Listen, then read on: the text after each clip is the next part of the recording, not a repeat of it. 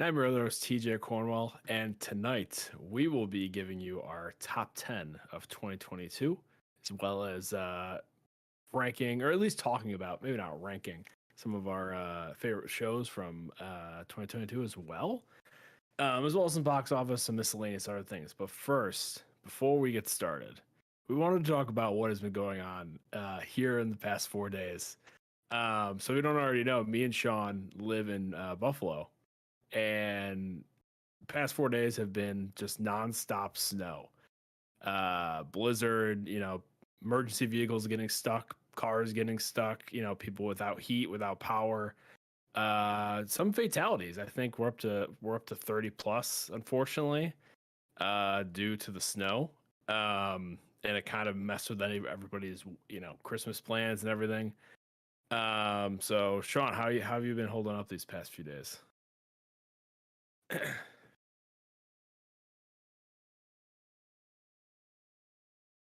Yeah. Right.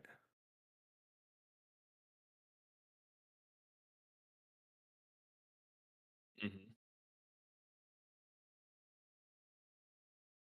Yeah.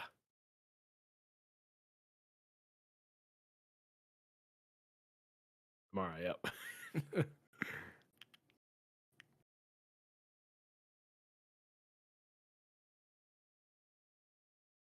Hmm.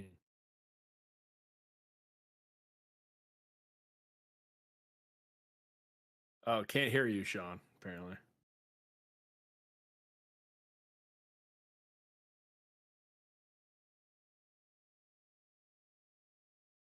Interesting.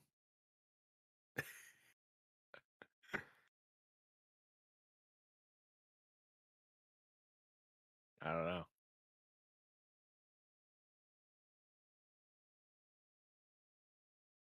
Apparently.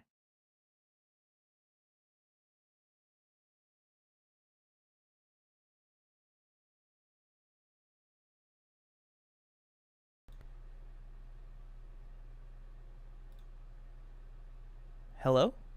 There we go. Okay. All right, TJ, you try to talk? Hello. Testing. 1, 2, 3. All right, yeah, we should be good. Yeah, I can hear you. Okay, we should be good now. I think it's just waiting for it to catch up. Yeah, we're good. Yes, there you are. Okay, perfect. All right, wonderful. So I don't know if you've had this. So what I was saying was my parking lot at work has yet to be plowed out. We can hear TJ now, Sean too. Okay, perfect. Yeah, my parking lot at work has yet to be plowed out, but we are going back. The managers at least tomorrow, to see what the hell we have to do. Basically, for those who don't know, I do work at a local cinemaplex, and so far only half of our theaters are down. So that's great. So we're gonna have to figure out what is going on with those. So yeah, it's been fun.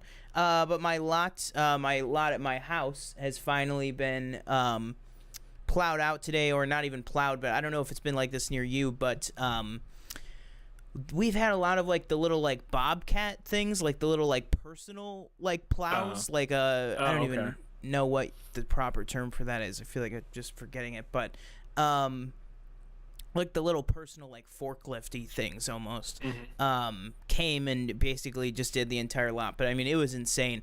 Back like over here we had we have like a pretty tight back parking lot with a row of garages and stuff, and up against all the garages was literally like a 9-foot snowdrift. Just the entire parking lot was just a 9 feet tall snowdrift. It just like impenetrable. Like I had no idea what they were gonna do, and it literally took them all day. They were here, probably. At first, the maintenance people were here early with like shovels and snow blowers and stuff to get the walkways, but total everybody was probably here for like 8 hours, 9 hours just trying to get everything done, which is like insane. Are you guys still plowed in or not plowed at all? What's going on there? Yeah, so like you, we had one thing coming down our streets, like one of those like bigger ones. Well, actually, at first it was we were told that the side streets weren't necessarily the priority. So Yeah. there was a few days where we just we couldn't drive anyway because it was travel ban, but Yeah. or neither could you obviously, but so we couldn't go anywhere. So I decided, I was like, oh, you know what, I'll try and get going on the driveway, I guess. So I think on Sunday I was out there for like 3 hours just trying to like I was using a shovel, and then I don't have one of those bigger snow blowers. I have a smaller Yeah. one. So I would have to shovel like the top layers off first and then try to go over it with the snowblower. And I did our like walkway to our front door, and then I did like just on the side to get to the trash can, the recycling bin, to bring them in the garage. And I did like a box around our cars, and that was it. I did that in like 3 hours, and then the next day I went out there yesterday, and I did my best to like get to the road because the road had been like plowed at that point. And it took me like maybe 2.5 hours, and the gap I made isn't even like our full driveway. It's probably like our driveway is probably like like that or whatever, or it's probably like that. It's like just enough maybe to fit my car through. Sometimes And that's I was all you like, need. yeah, I was like, I'm not doing like it'll, it's supposed to be 50 this weekend. Hopefully a decent amount will melt. Exactly. I'd hope. Hopefully. But yeah, like we have some pretty high snow drifts in our backyard, and Nova like was like crawling up climbing up them and like trying to like go in the snow, and we're like, well, if you go in there, we're gonna lose you. Like it's literally so high that we have a 6-foot fence in our backyard, and she could literally like, if she wanted to, she'd get up on the snowdrift and jump over the fence. Oh my gosh. Like it's that high. I think the second day, because we had been taking her out the front door to take her out to the bathroom, couldn't even open the front door. So we had to go out the back. But yeah, it's been oh my god, it has been crazy. Thankfully, I don't know about you guys, we didn't lose power, shockingly. I don't know neither how. did we. Luckily. I was very surprised. Unfortunately, can't say that for like thousands of other people living in this area. Too, or heat. So we were extremely lucky in that department. But yeah, we were. I hate to say like I enjoyed those 2 days or 3 days, whatever it was. But I kind of did. I didn't really feel like going anywhere. It was kind of back to like right when COVID started, when you had to stay home, and like it was kind of nice those first how many weeks, especially if you're just like you're a homebody. So I did kind of enjoy it, but I guess I'm kind of like, I'm going back into work tomorrow. I guess I'm kind of excited to actually like leave the house. Yeah, same. I was super excited to go out. Like I literally just went out and did like, I know I probably shouldn't do this, but like I went to get like food out. But while I was out, I just like drove up Elmwood, and I just kind of just like drove just to see like how bad it really is the closer you got to Buffalo. And as soon as I hit like actual Buffalo, and like towards the movie theater that's out there, if you know what I mean, there was cars like everywhere, just on the side of the road, just like crashed up, just like sitting there. Did you see that? Did you see that picture of? Well, actually, maybe you drove on it. You saw a transit. Did you see that picture I saw though the picture. of it? I haven't crazy. driven on it yet, but yeah, that picture of transit was like insane. It's literally just like mayhem. But my GM, she texted our whole group chat and was like telling us the best ways to come. Basically, she was like, really the best thing to do is probably just come straight up straight up Sheridan. Which I think is what I'm going to try and do, just to avoid the highways, only because I feel like at this point we're now seeing it's going to be flipped, where now that the highways are open again, I think the highways are probably just going to be crazy with people. So it's probably better to avoid that. But yeah, it'll be interesting. It'll definitely be interesting. But hopefully everybody that has been dealing with this, hopefully all made it out safe and everything, because like TJ said, there were unfortunately some issues and casualties from the storm. Not even just here, but across the country, because it kind of cut right up through like middle America essentially, which is like insane. But yeah. So let's go ahead. Let's do real quick here what we've been watching. Only because we did take a week off. Last week we just had some scheduling stuff, and with the holiday, which ironically you'd think that this would be the week that we would take off, but because we're stuck at home, nothing else to do. So let's go ahead and do this. So I will start off because I texted you, I think it was yesterday. I think this whole month of December, and then more compactly this whole blizzard, has probably been the most condensed film watching I've done in like literally years, like probably since the beginning of COVID. So I gotta kind of get my dates straight here. When the hell was the last time? The 13th. So what have I watched since the 13th? And just to save us time, I'll skip over anything that may or may not be on our top 10 list, or on my top 10 list. So I'll do that later on. Or I'll just name it briefly. So I had seen Fabelmans at the last show. Did a review of that. That's up on the channel right now. I watched Fritz Lang's M. I've been going pretty deep in the TCM collection on HBO Max as well as Criterion Channel. Then I just watched. I've just been watching like no rhyme or reason. Then I watched Glass, which to me really I think still holds up. I know it was kind of divisive when it came out. I remember I liked it when it came out. I think I liked it even more this time watching it. But I know kind of the critical consensus is that it's not as good as the other two. I think maybe that could be fair, but I think to say that's a bad movie, I don't really agree with. Then I watched The 39 Steps, which was very, very good. That's like a 1935 movie, like a big precursor to a lot of basically action storytelling in general for like the rest of time.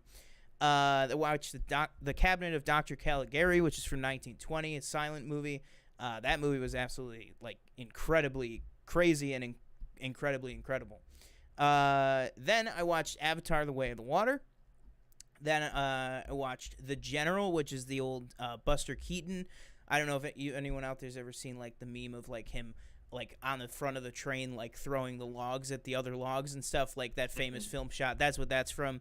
That movie was great. That was a silent film that has like kind of the inserts of dialogue and everything like that, kind of the last gasp of those before the like talkies or sound came into picture and everything like that. Speaking of, I know both of us, just because of the blizzard, we have not seen Babylon yet. You haven't seen it, right? You didn't see it before. I haven't seen Babylon, no. Yeah, we mixed have not reviews. seen.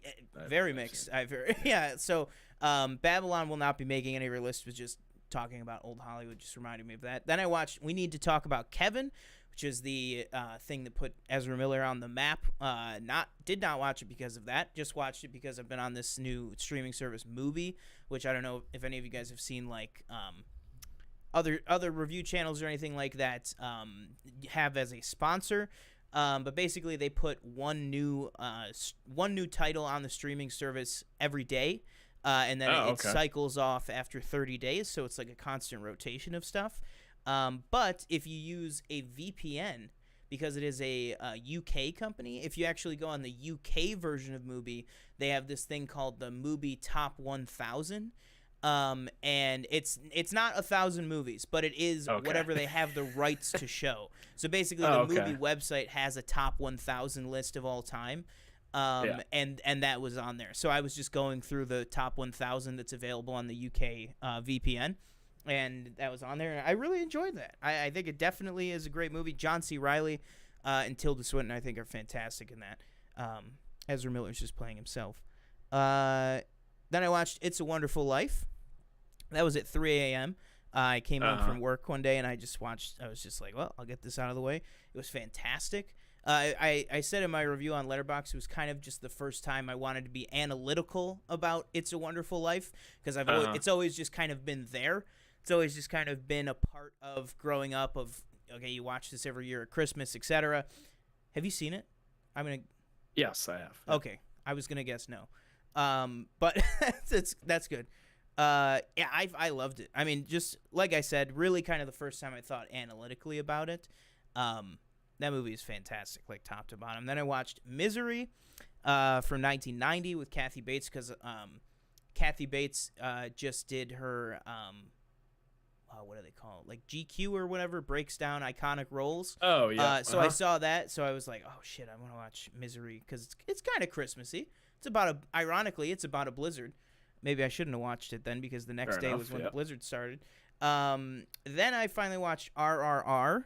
Then I watched Glass Onion, a Knives Out mystery. Then that was your first time seeing that, right? Absolutely, it was. Okay. Absolutely, it was. Question: did you rewatch it now that it's on Netflix? I've not rewatched it. No. Fair enough. My friend Alex, who saw it, absolutely loved it in theaters. Saw it again, still loved it, but his Letterboxd review said something to the tune of like, basically, it didn't look as good on TV, so like, not sure how to feel about that conversion or whatever. Then also on Mubi, I watched Decision to Leave, which I thought was very good. Then I watched The Fly with Jeff Goldblum and Gina Davis. Then I watched How the Grinch Stole Christmas from 2000 with Jim Carrey.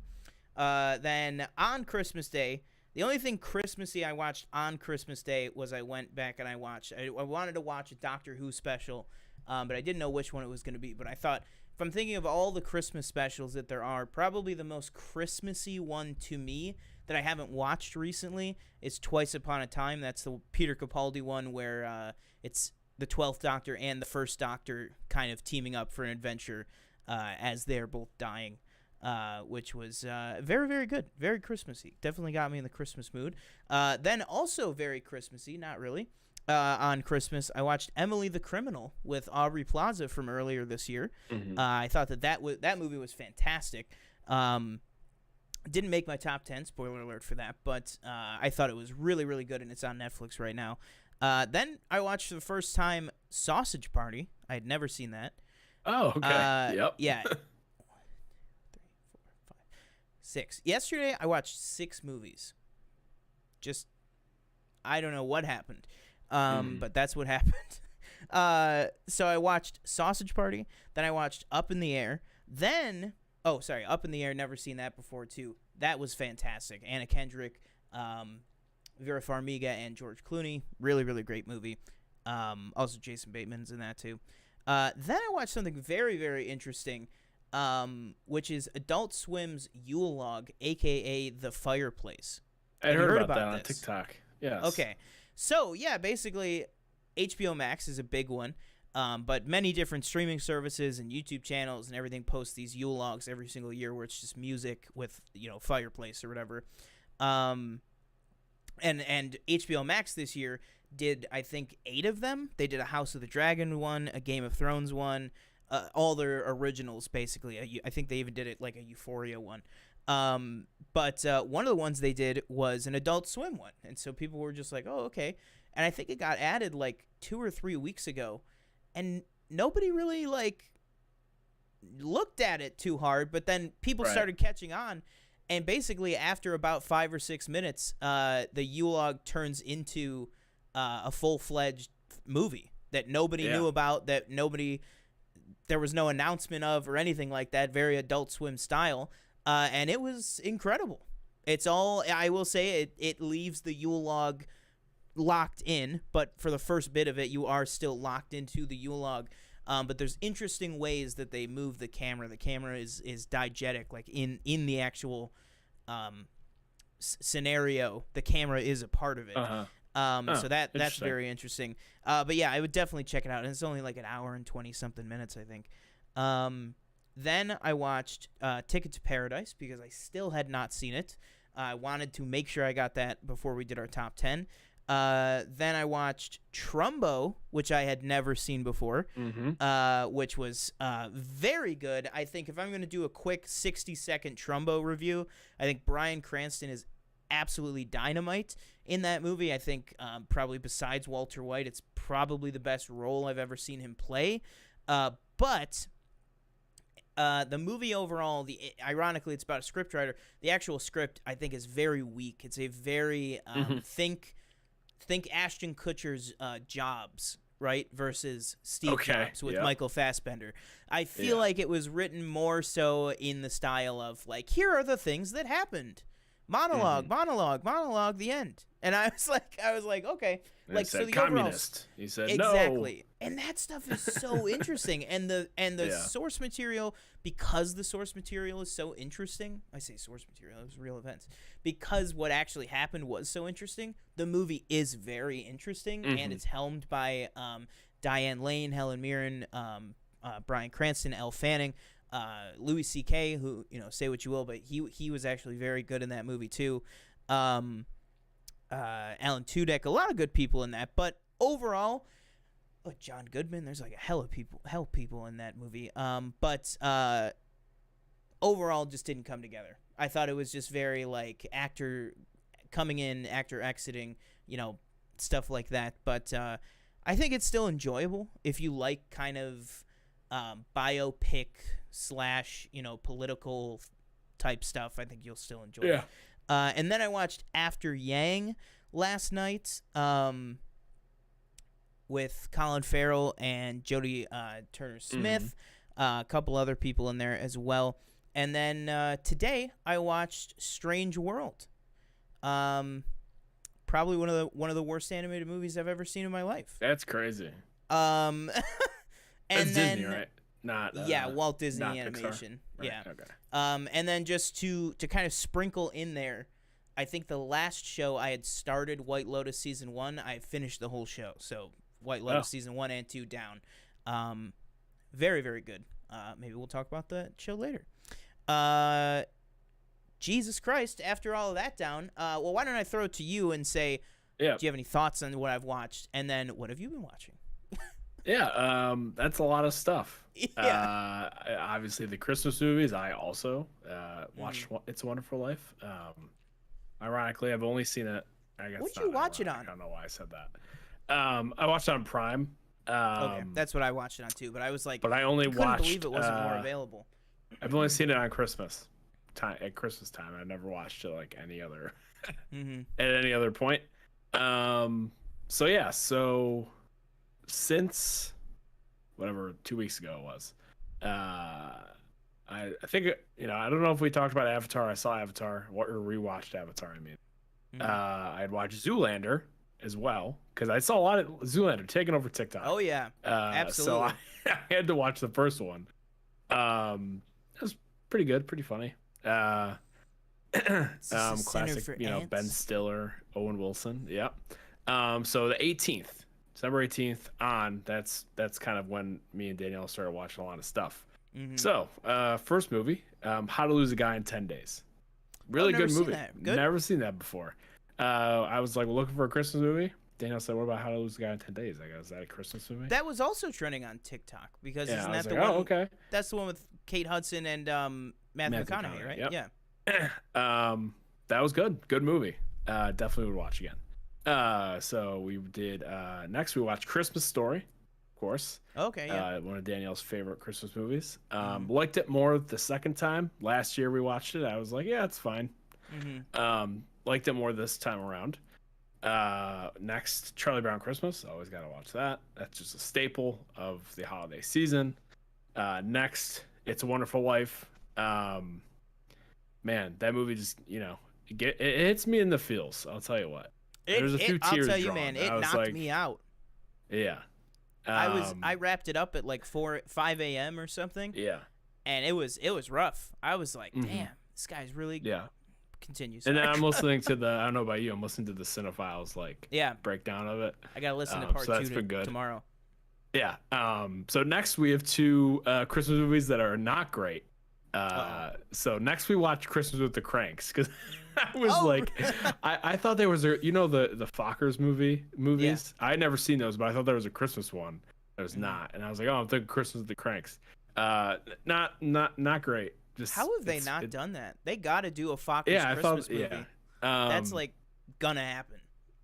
Yeah, not great. Christmas with the Cranks. Definitely skip it if you've never seen it, or if you ever have any desire to watch it, don't watch it. And then next we watched Four Christmases with Reese Witherspoon and I'll tell Vince you, Vaughn. somebody's not gonna be happy in chat. I'll tell you that much. Why is that? We'll see what comes in, but okay.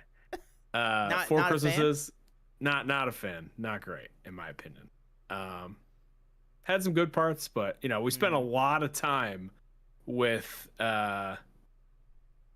his dad and then her mom. Yeah. And then we kind of just glossed over the two other parents. Yeah.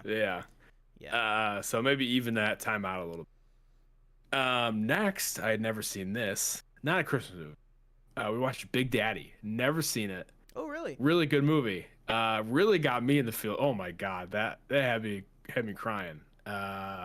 When social services workers taking him away, and it's like I don't want to go. Like, oh God, so sad. Public urination, man. It'll get you every time. Yeah, it'll get you every time. And then I watched later that night. I alone watched National Lampoon's Vacation. I've seen it, not Christmas Vacation, just the regular one. I've seen it before, but I was like, oh, I haven't seen it. It's fine. I stand by Christmas Vacation is definitely the best one. I think I forget which one I said was the worst one. I want to say it was either Vegas or European, but yeah, European is terrible, but so is Vegas. Yeah. And then the next day we watched A Christmas Story Christmas. I still haven't seen that. How was that?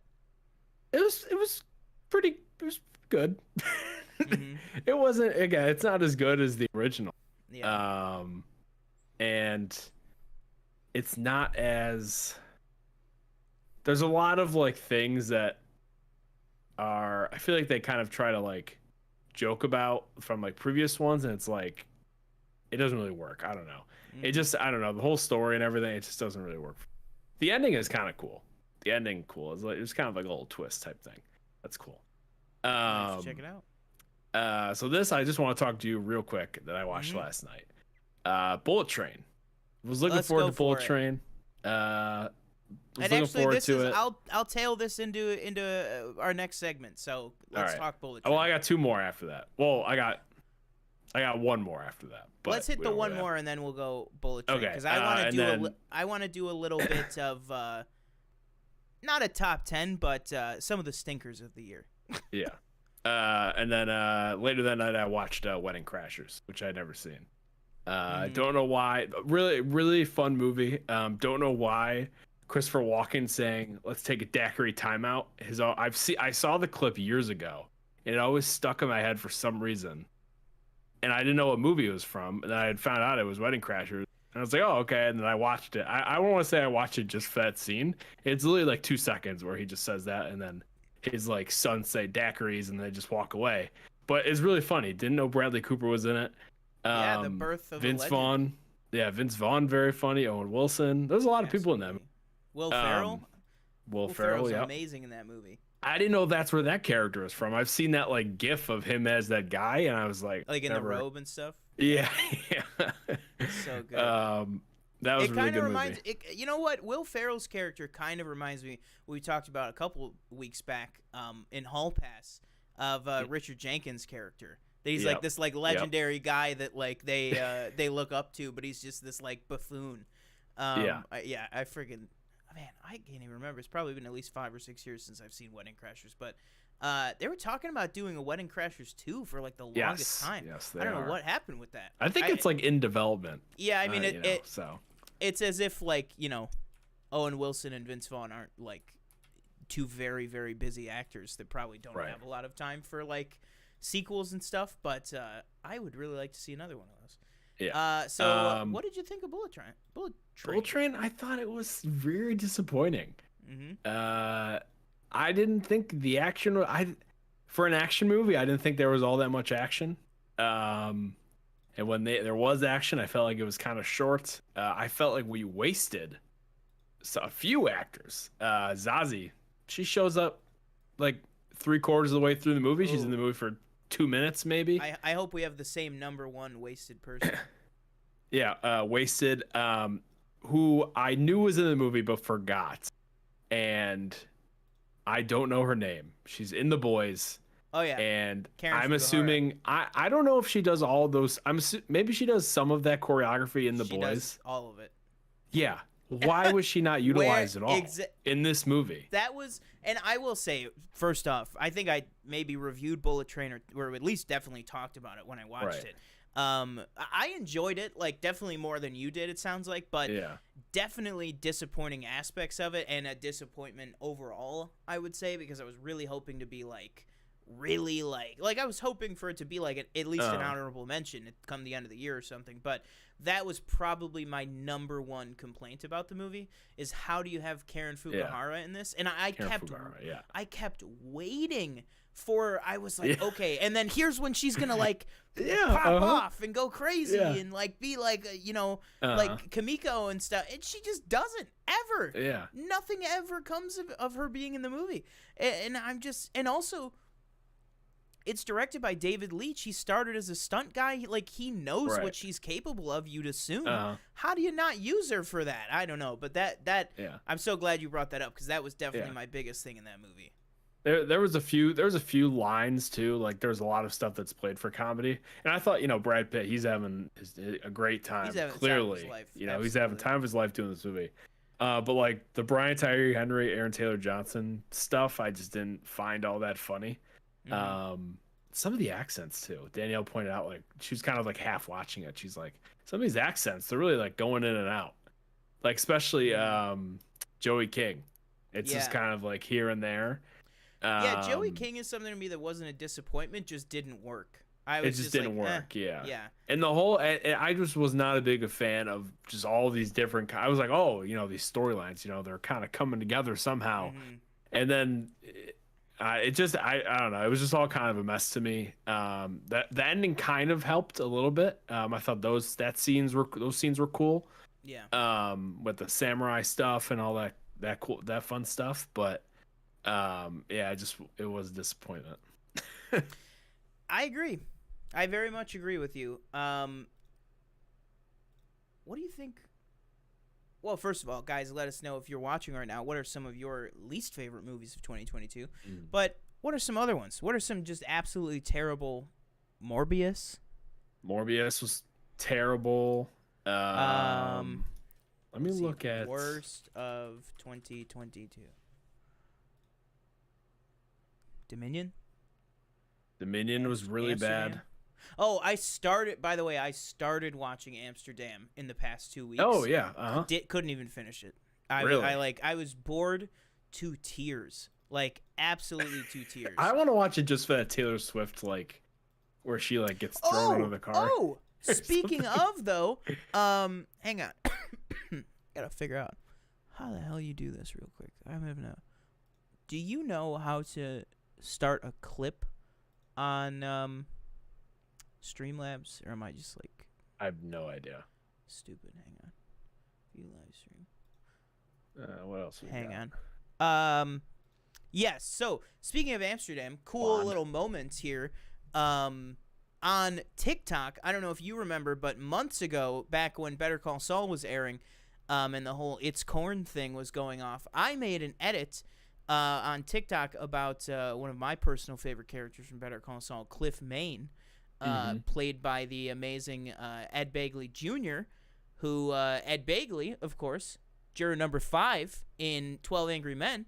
But just on the off chance, because he's one of those people that is on TikTok and his daughter runs his TikTok, Ed Begley Jr., when I posted that, I put in there, I said, at, I think it's like Sarah Bagley or whatever it is. Yeah. I said, at her, show this to your dad if you can. And he actually watched it. Ed Begley Jr. watched our TikTok of him. And he was laughing, and he was like, at first he kind of didn't understand what was happening. Her caption was like, my dad just couldn't believe it that people are out there like making edits of one of his characters. And I thought that was awesome. And then that's funny. Looping it back around, unfortunately, Ed Begley Jr. does have a very small role in the beginning of Amsterdam that involves Taylor Swift's character. That's why it reminded me of that. Gotcha. But Ed Begley Jr., I will still watch anything you are in. including all of your scenes in Amsterdam. I did watch those. But yeah, Amsterdam, Uncharted. How do you feel about Uncharted? I don't know if I would put Uncharted on worst of the year. No, I wouldn't. Yeah, Deep Water. Did you watch Deep Water? Deep Water. No, I didn't. That was I remember that Ben Affleck. one. Yeah. Not great. Dead for a Dollar. What the fuck is Dead for a Dollar? Halloween Ends. What else we got? Halloween Me Ends. Time. Did you watch Me Time? That's the Netflix one where I watched, they steal a turtle. I've heard that's on a lot of people's like worst of the year list. I never even heard of that movie. Yeah, it's pretty bad. Oh, dang. I didn't even remember that. I guess that means it doesn't deserve to be an honorable mention, but I almost forgot that the Adam Project came out this year. Somebody has that on the worst of 2022 list. You're insane. I disagree. That movie was really. Oh, you think it should be on the worst? No. I disagree. If it is on that list, I get what you're saying. I thought it was a really good, fun movie. From what I remember, so did I. It's been a long time. But then again, I guess since I didn't remember it immediately, I guess it's fair that I didn't put it on as an honorable mention. But I did really like that movie, Thor: Love and Thunder. I don't know if I'd say that's worst. Don't Worry, Darling. Yeah, even that. Halloween Ends. No, that one's bad. That's awful. Yeah. That could be number one worst movie of the year. This person has Emancipation on there. That's the new Will Smith one. Black Adam, I would not put that on worst of 2022. Maybe the result of Black Adam. But I wouldn't put that on there. Gray Man, I don't think either of us saw that. Nope. But people really hated it. Okay, that I will agree with. The Texas Chainsaw Massacre reboot. That one was bad. That was bad. That was this really year. Bad. That was this year. Jeez. That was February, I think. That feels like forever ago. Yeah, it's not great. All right, well, let's go over and talk box office real quick before we get into some of the bright spots of this year. And we're really just going to talk the top 10 here, go through it real quick, and then there's really only one story, which is where is Avatar at so far on its global domination tour. Let me hit chat really quick, actually. So Michelle, she said WTF when you said the thing about Four Christmases, because I know that's one of her favorites. That's one of her favorites. OMG Christmas version of the Fockers, so great since his side is Jewish. Would be amazing. Someone call Ben Stiller. Yeah, that's actually something I didn't know I'm that. surprised. Didn't even know they were Jewish. I didn't know that was like a thing. Yeah, that was like, yeah. But yeah, I'm shocked that it hasn't. I know that Christmas has been like a part of inside some of the movies, but like I would love to have like a dedicated Christmas one. I didn't think Morbius. This is Michelle in chat. I didn't think Morbius was terrible. The story was terrible. I loved Jared and Matt's performances. Then I loved Uncharted, especially the scene with the ships. Yeah, I think Uncharted was definitely just a dumb, fun action movie that I would like to see another one of. I do particularly think that ship sequence at the end was good. I think there's still some stuff there that could be mined for some pretty good stuff. All right, let's go into this. No surprise, number one at the box office this weekend for the second week in a row, Avatar: The Way of the Water. Number at $63.4 million. Number two, Puss in Boots: The Last Wish, which again, just because of the storm, we have not been able to get out and see, although I've been hearing fantastic things about Puss in Boots: The Last Wish. It's one of the best animated movies of the year. Very happy to hear that. I've been excited to see this movie, but unfortunately it won't be on either of our lists tonight. But that did bring in the number two spot with $12.4 million. Whitney Houston, I Want to Dance with Somebody, coming in at number 3 with $4.8 million. I've been hearing some mixed reviews on that, written by the same people that wrote Bohemian Rhapsody, but also same people that wrote some of The Crown. That's some of the best TV that we've gotten. So might have to just check it out for myself. Number 4, kind of the second biggest story of the weekend, Babylon, premiering with only $3.6 million. I believe it was $4.9 million over the 4-day holiday weekend. Very, very bad result. But then again, I do think that there's more to understand there, because Babylon is the type of movie that it's not designed to make its budget back. You know what I mean? No. It's just kind of like La La Land, which La La Land was a box office success for sure. But, you know, if La La Land hadn't made its budget back, nobody would be saying, "Oh my God, that movie, what a failure for the studio." And there's people out there saying that like Margot Robbie is over. I think it's far too soon, or honestly, not even too soon. It's just I don't think that's the case at all. I think Babylon is just a movie that probably cost way too much. But then again, it was Paramount, so we've talked a lot on this show about how great of a year they've been having, so they can kind of eat the loss, honestly. And then I guess we'll just close out with number 5 is Violent Night, sticking in the top 5 for 4 weeks in a row with 3.5 million. Some other stuff, The Whale debuted number 7. Fabelmans is dropping pretty fast. The Menu, 7th week in the top 10. That's just kind of the stuff in the broader top 10. Wakanda Forever drops down to number 6. That movie's still doing great. It hit 800 million worldwide. But biggest story here is, as of tonight, it is projected that Avatar will be hitting the $1 billion mark in just the first week and a half of release here, which is absolutely insane. These numbers right here that were updated this morning currently have it at 955 million as of this morning. So yeah, what do you think? Do you think this is gonna have the chance to catch the first one? How do you feel about What's the first one at? Two something? 2.1? Yeah, it's at 2.98. 2.98. Something like that. Was it so? I'll pull it up. I thought I saw like when this debuted, when it was tracking, for the first weekend or whatever it was. Wasn't it a disappointment? Didn't they think that it was going to gross more than it did? I think it's a disappointment in the sense of they were like, it's gonna debut at 175 to 200 million. It debuted at 150. I mean, the first movie the first movie opened to $77 million, and it made 2,899. Sorry, nope. Let me change the word there. 2,899,384,102 and counting, because it is actually still in some markets internationally for the re-release. Absolutely insane. But what do you think? I think they, I think it's, and I could have sworn I saw like it has to make some crazy amount of money. Like it definitely has to surpass. I think it's already. The first one. I think it's already. It has to surpass the first one to make its money back, obviously, or something like that. Just for how much it costs, I don't. I think it's I think it was about. I know what you're talking about. I think that was a Hollywood Reporter article that said that, but I think Cameron came out and said it's about 700 million. So it's already in the gold. Yeah, it's already in the black. Like they're already in, and I can't stress this enough.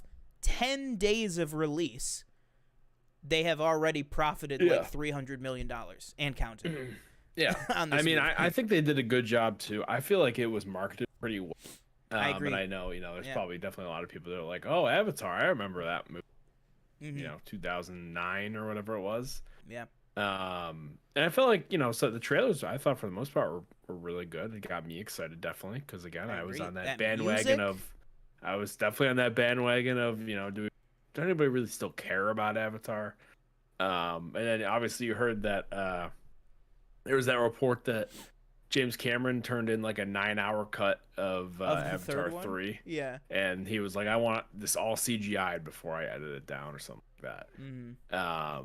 So, I think this movie's going to make its money back. And I think this is definitely just going to roll into this whole snowball of, the next 3, 4, 5. And then, I think he's definitely said he has like a lot of other things that he wants to do in this universe. So maybe you see something on Disney Plus at some point.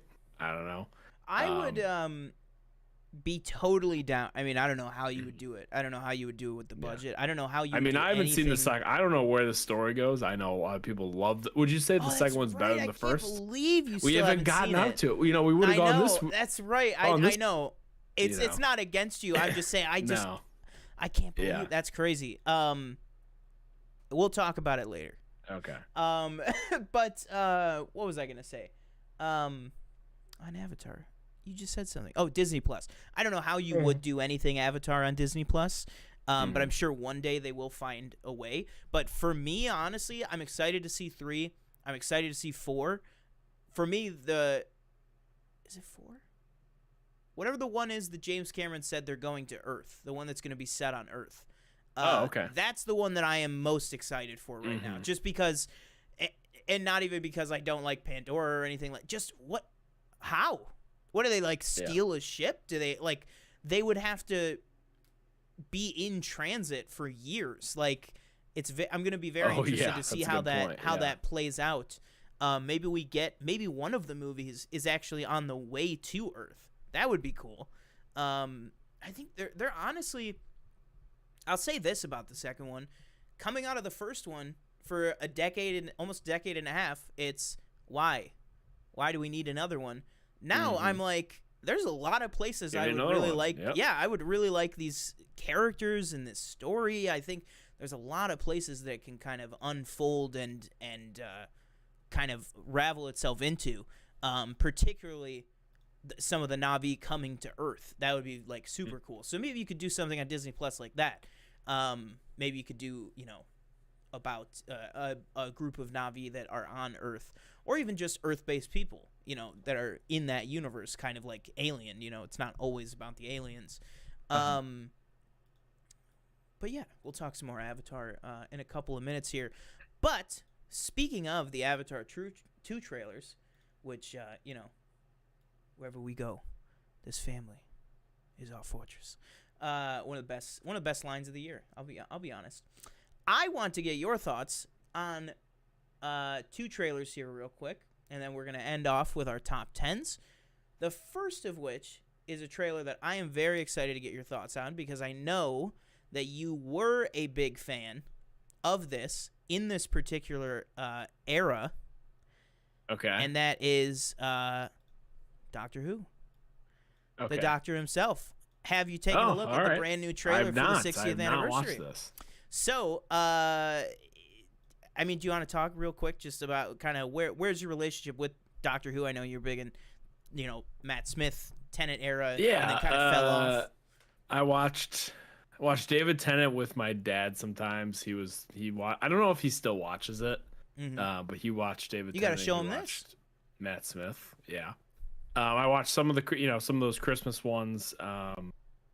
I would like, we talked at one point about like doing a whole thing where we go back to like the very beginning in like 60s and we watch through all that. That's like over 1,000 episodes of television or something like that.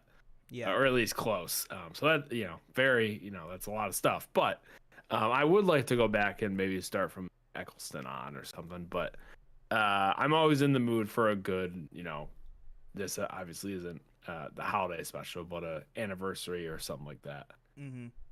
I think at this point, I think it's safe to say I don't think we really know what it is, because like this trailer is just called teaser trailer 60th anniversary specials parentheses S, so plural, Doctor Who. So I think basically the report says it's going to be 3 specials.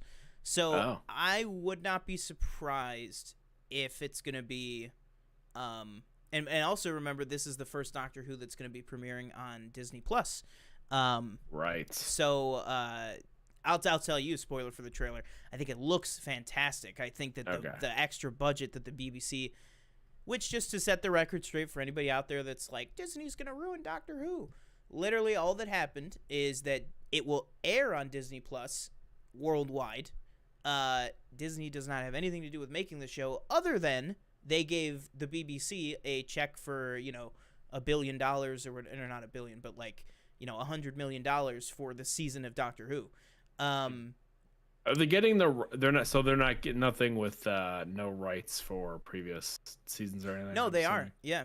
Oh, they are. It's all once it all comes off HBO Max, it will live on Disney Plus. So that I don't know when it's going to be, but whenever the first one of these airs, it will air and be on Disney Plus. Okay. And I saw somebody on TikTok, or maybe it was Instagram or something, did a mock-up of like the Doctor Who collections on Disney Plus that they could have, and I was just like, man, if one day I can boot up Disney Plus and just be like Peter Capaldi collection, and it's like his like top episodes or something, that'd be so cool. I just wish like they're not, I know like nobody has those episodes except for like I think like BritBox. I'm not gonna subscribe Nobody to that has them all. Right, because some of them were destroyed, I believe, right, like a fire or something like that. But I would like all of those in one place that they do have. And there was the glory days of when I first came to the. Well, I watched the show when I was like a little kid, but when I first actually was like, all right, let me watch this, which was beginning of high school. The beautiful days of when it was all on Netflix, all. Oh, it was at one point. All of classic. I didn't know that. I think the one Eccleston. God, what year would that have been? Probably 2012. Yeah. 2011, 2012. So it's probably right in the middle of Matt Smith's era. So probably all of classic that is available to watch that still exists. And then the first like 6 seasons were all on Netflix at one point. And that is when I sat down and watched everything I could. I watched all of the new stuff, and then I went back and I watched all of the old stuff. And that's the only time I've watched all of the old stuff. The new stuff, I have rewatched all of it many times. Most recently, just a couple months ago, I rewatched the whole New Who. But absolutely. I mean, I would 100% be down for doing a Doctor Who show. Even if it's like, maybe it's like once a month, we'll do like a season a month and then just hop on and talk about the season, starting with, Eccleston's. But without any further ado, let's go ahead and jump right into this. See if TJ gets any of the member berries going or anything like that. With this trailer for the Doctor Who 60th anniversary specials. Oh. Sometimes I think there's something missing. Like I had something lovely. This, looks so good. And it's gone. Such nostalgia. I don't know who I am anymore. The show is just beginning. Ooh, that was creepy. I don't like that. Premiere. Who are they? Monsters. Like, the creatures look so much better. But if destiny exists, then it is heading for Donna Noble.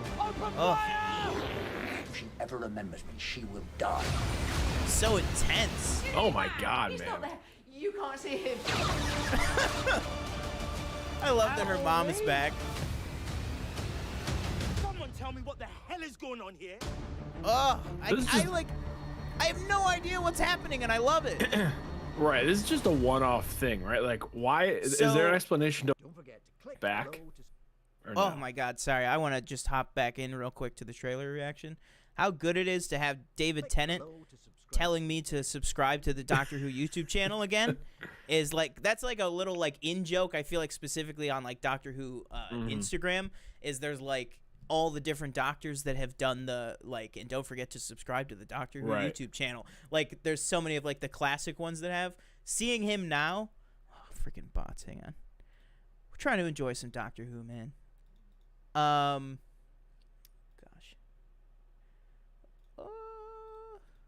Hang on. Sorry, guys. I gotta kick this person out. Should have had this pulled up.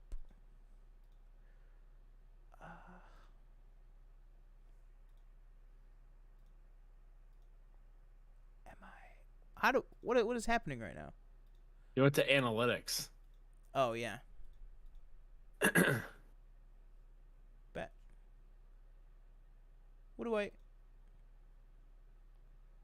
If you just watch it, you should be able to just do it. There we go. Because you're a mod. Sorry, I just am having There you go. I'm very YouTube illiterate right now, I think. Bang. Perfect. Okay, there we go. Thank you. So what I was gonna say before we watched it was, I think in terms of what this actually is it's gonna be 3 specials, or at least that's what they've said. So my guess is, I think they're gonna start us off with a Halloween special, because there was a Halloween special last year. That's when the season started, was Halloween. Okay. Yep. Which last season, if anybody out there hasn't watched it yet, probably the last season probably the best season of Jodie Whittaker's era, but it was super short. It was only like 6 or 7 episodes, I think, and then it ended with her regeneration special for New Year's. But what I think is probably going to happen is I think it's going to be a Halloween special because that would be the end of October. Then I think it's probably going to be a well, obviously it's going to be November 23rd. That is the 60th anniversary. So that will be the true 60th anniversary special. And then I think it's going to be a Christmas one. So I think we're going to get a Doctor Who special every month at the end of the month, at the end of this year. I could be totally wrong on that. It could be that there's going to be an episode. It could just be 3 episodes on November 23rd. It could very well be that. But if I had to guess, the way that Doctor Who normally does it is they usually like to space out their specials. So I'm thinking probably once a month. But in terms of, do they explain any of this or anything like that? Absolutely not. Jodie died and regenerated into David Tennant, and we have no idea why, and we have no idea what is going on with Ncuti Gatwa at the end of the trailer going, what the hell is going on?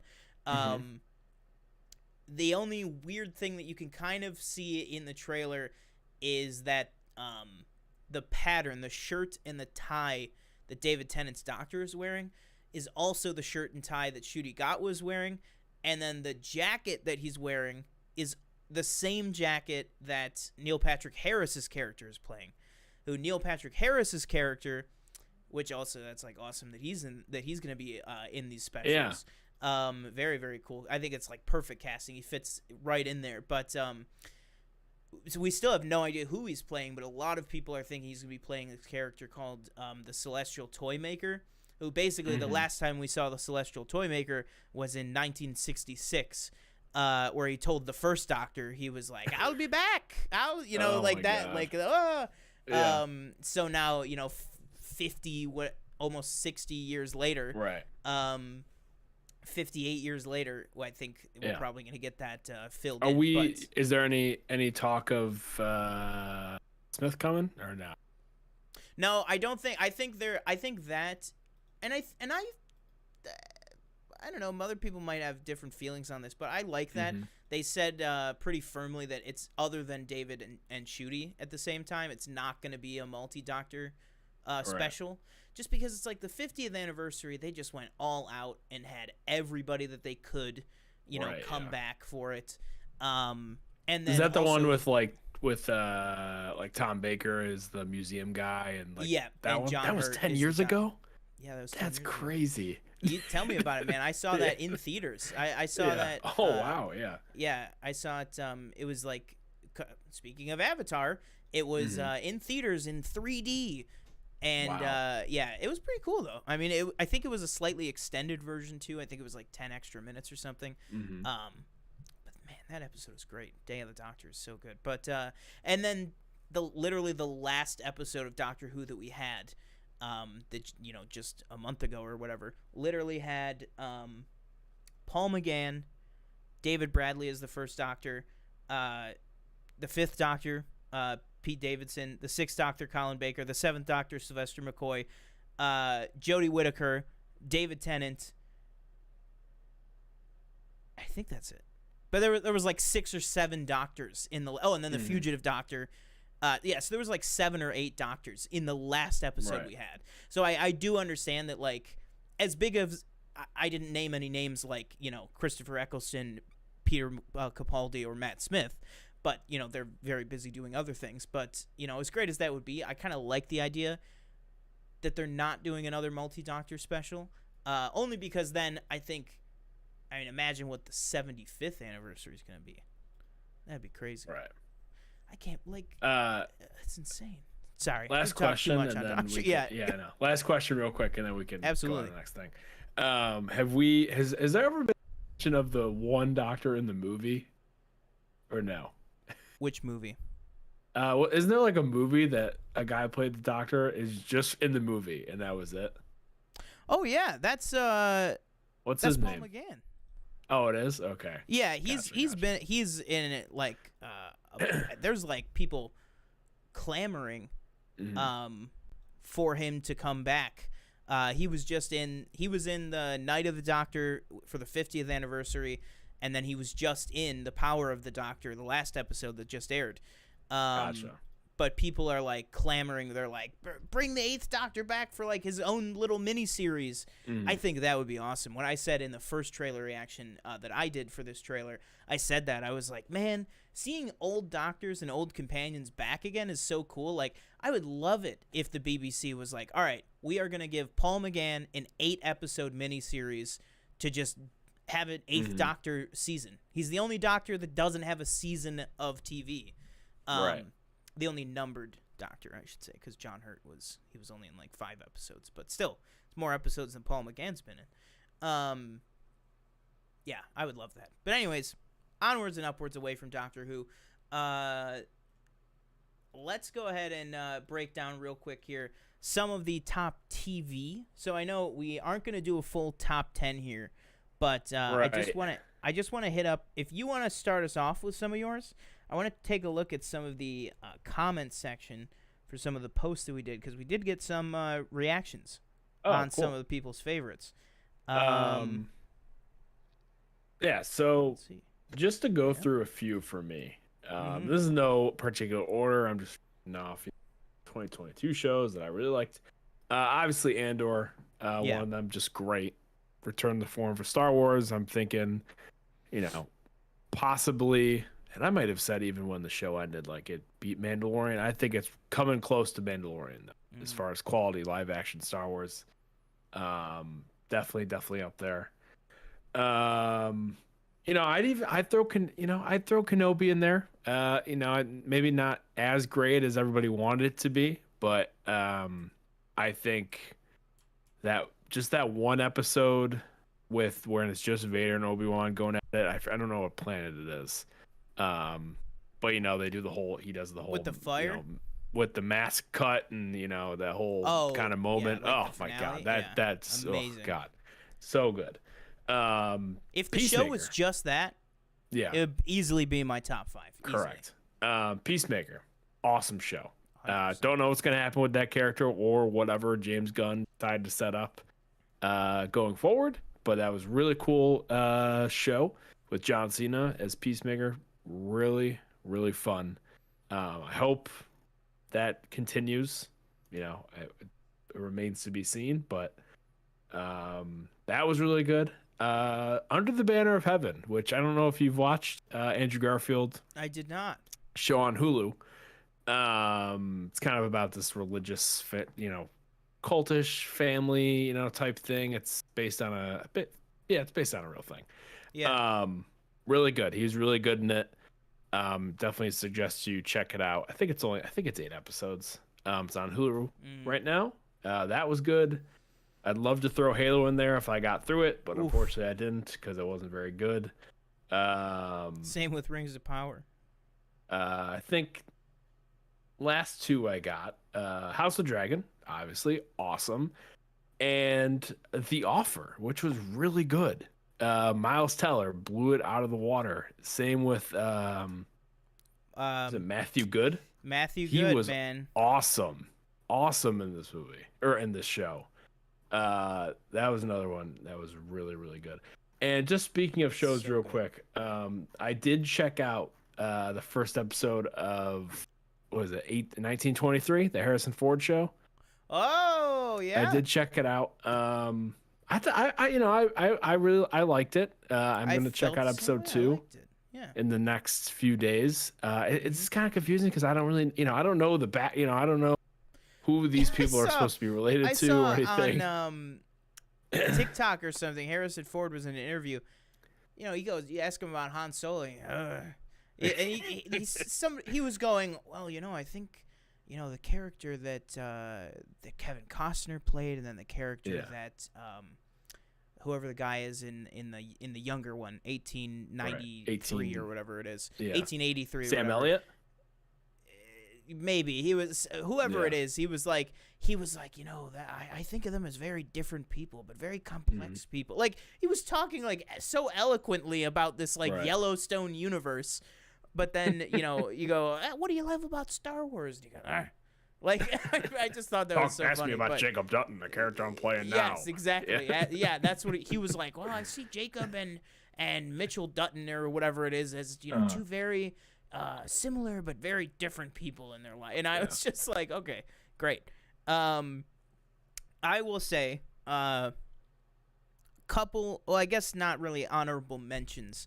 I guess I'll just say in no particular order, but kind of a particular order. I would say the top 5 is in a particular order. Everything else, though, absolutely fantastic. Some things, though, that I would consider an honorable mention. The Dropout, I thought Amanda Seyfried was fantastic in that. Absolutely, like tour de force. Like, oh, Better Call Saul. Sorry. Absolutely. I think Amanda Seyfried was like should definitely be nominated for that. Like, she was very good. And then Dope Sick with Michael Keaton and Rosario Dawson was also very good. Both of those are on Hulu right now. A lot of great stuff from Hulu. The Crown, Season 5, I'll throw in there. I reviewed it on the channel. I really, really loved the season. For me, it is probably the weakest season of the show yet. But that might just be the learning curve of this and kind of how it's all handled. But it's still fantastic. I mean, saying that it's the worst season of The Crown is like saying it's the best season of anything the CW's ever made. Right. Then I'll throw on White Lotus. I'll say specifically season 2 because that was this year. But really both of it. I just think that this show is like amazing. Just kind of came out of nowhere. Mike White is very, very good at writing this and just keeping the intrigue up and keeping these characters so modern and annoying, and you hate them but you love them, and you love to hate them, and you hate that you love them. Like, there's just it's like everybody's so dynamic and deep and like rich, and the character work, so good, and Jennifer Coolidge, obviously. Wednesday, I thought that show very surprising, really snuck up on me, snuck up on a lot of people, I think, but Jenna Ortega, very, very good in that. I'm very excited for whatever season 2 is going to be. The Bear, absolutely incredible show, so good. Also Hulu. I'm telling you, man, Hulu this year, Hulu is like crushing it. I don't really want to get into The Bear that much because I don't want to give away what it is, other than it's a super dysfunctional family restaurant about a family that works in a restaurant, with an incredible performance by the main guy in it, whose, of course, name is escaping me right now. Peacemaker I also have on here. The Offer I have on here. One I don't know if you mentioned. You might kick yourself for this one, but Barry Season 3, fantastic. Yep. I have another one I'm kicking myself over as well. What is it? Winning Time. Really good. Next one on the list. Yep. Winning Time. Very, very good. I've gotten in many fights with my coworkers about that show because I have a so-called some have labeled me an Adam McKay fetishist, which I would not agree with, but I did really, really love Winning Time. Again, John C. Reilly. Then Barry Season 3, I said. Severance. Did you get around to Severance? I didn't. I will though. It's on the It's tough. Definitely check it out before Season 2. Right. Top 5. The Boys Season 3. Fantastic. Season 3. Yep. Number 4, Stranger Things 4. Probably Stranger Things, yep. In my opinion, probably the best season of the show yet. And the fact that I can, I would even say, I would even say, I think it's the best season they've done so far. I'd have to go back, but it's that. I wouldn't argue with that. It's that thing of it's hard because it's like you're comparing, Return of the Jedi to Star Wars or something. You know what I mean? Like, right. Maybe that's not the right one, but like you're comparing like Batman Begins to like The Dark Knight. Like, well, a lot has happened since then, so it's going to be bigger. Right. Number 3, which I can't even believe in my bones that it's number 3 because this show was so fantastic. Andor is at number 3 for me.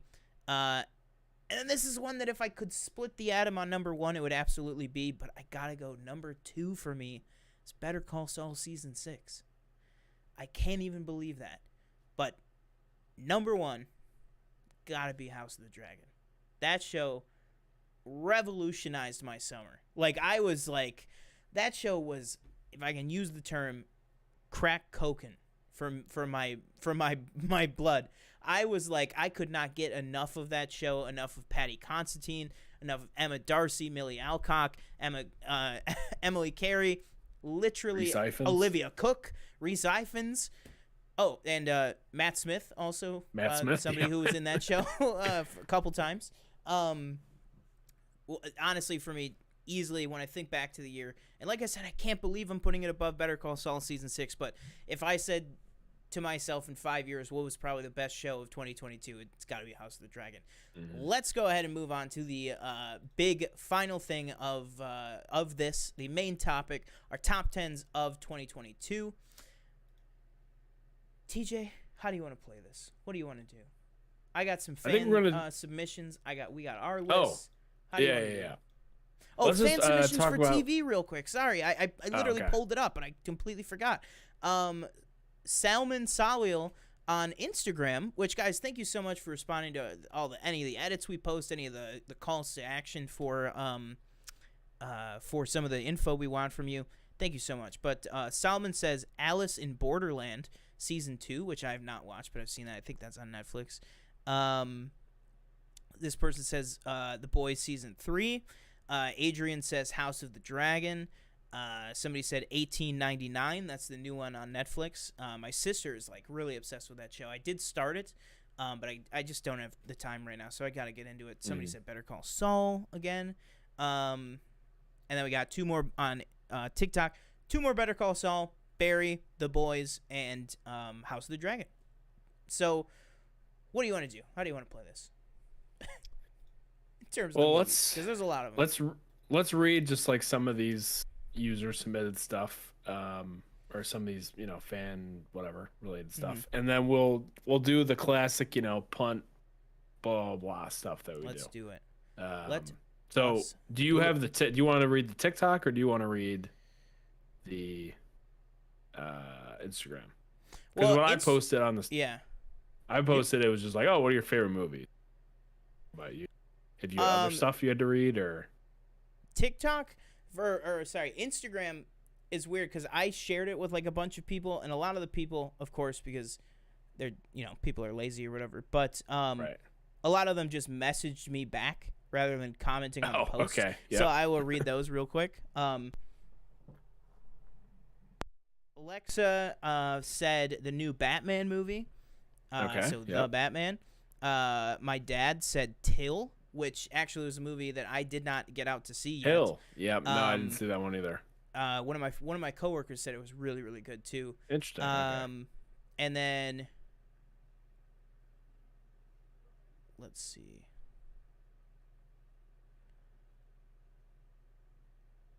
Nacho says The Fabelmans. And that is all I have for the fan submitted ones, but I do have a fan submitted list that I will knock out real quick. And that is one of our very own favorite fans here, Michelle. Shelly gave her entire list. Number 10 is going to be Baz Luhrmann's Elvis. Number 9 is Nope. Number 8 is The Batman. Number 7, Top Gun Maverick. Number 6, Doctor Strange in the Multiverse of Madness. Number 5 is Violent Night. Number 4 is Everything Everywhere All at Once. Number 3 is The Unbearable Weight of Massive Talent. Number 2, The Woman King. And number 1, very surprising, number 1, Marcel the Shell with Shoes On. Very interesting list. Very interesting list there. But yeah, so let's kick it here. Do you wanna knock out some honorable mentions? I got a few things to read real quick. Go. Did you read TikTok? Sorry. No, I did not. Okay. So this is just Instagram real quick. Danielle had a few. She said Bob's Burgers, Chip and Dale, Turning Red, Top Gun, Nope. And then she also said the Fallout, which was listed 2021 on Letterboxd, but it actually U.S. released 2022. It was 2022. 808 Smokey said, I suck at watching movies. I did watch Apollo 13 this year, though. And Adrienne said Barbarian. And then Shelly said Marcel the Shell in Shoes. And Danielle also said, and Luckiest Girl Alive. Okay. TikTok. Let's see. I don't know. There might not be anything. Because I did post it, like, only a few hours ago. Where are we? Nothing for TikTok. That's okay. Okay, so let's do some honorable mentions. Do you want to go first? Or you want me to go first? Why don't I go first, then you can go, and then I'll go again, because I just have too many. You have a lot of them, like you said. I did not do a good job this year. I only have because 5, so. This freaking year is insane. Like, this year, to me, I was looking back with one of my coworkers because, me and TJ have been doing this a long time at this point. Even before we had the channel, like, we personally do top 10 lists. So I have, like, 5 years of these. 2018, 10 bangers. 2019, 10 bangers. 2020, dog shit. 2021, kind of better. 2022, 10. I have 25 bangers, but 10 true, like, amazing things. This year has been incredible for movies, in my opinion. But oh, sorry. So yeah, I'll go first with some of my honorable mentions here. This is good because I have a grouping of honorable mentions that are just true honorable mentions, and then I have another group that's like, I really wish this was a top 15. Pains me to do it. Did not make the list or the hopeful list. Massive and Unbearable Weight of Massive Talent for me is just going to be an honorable mention this year.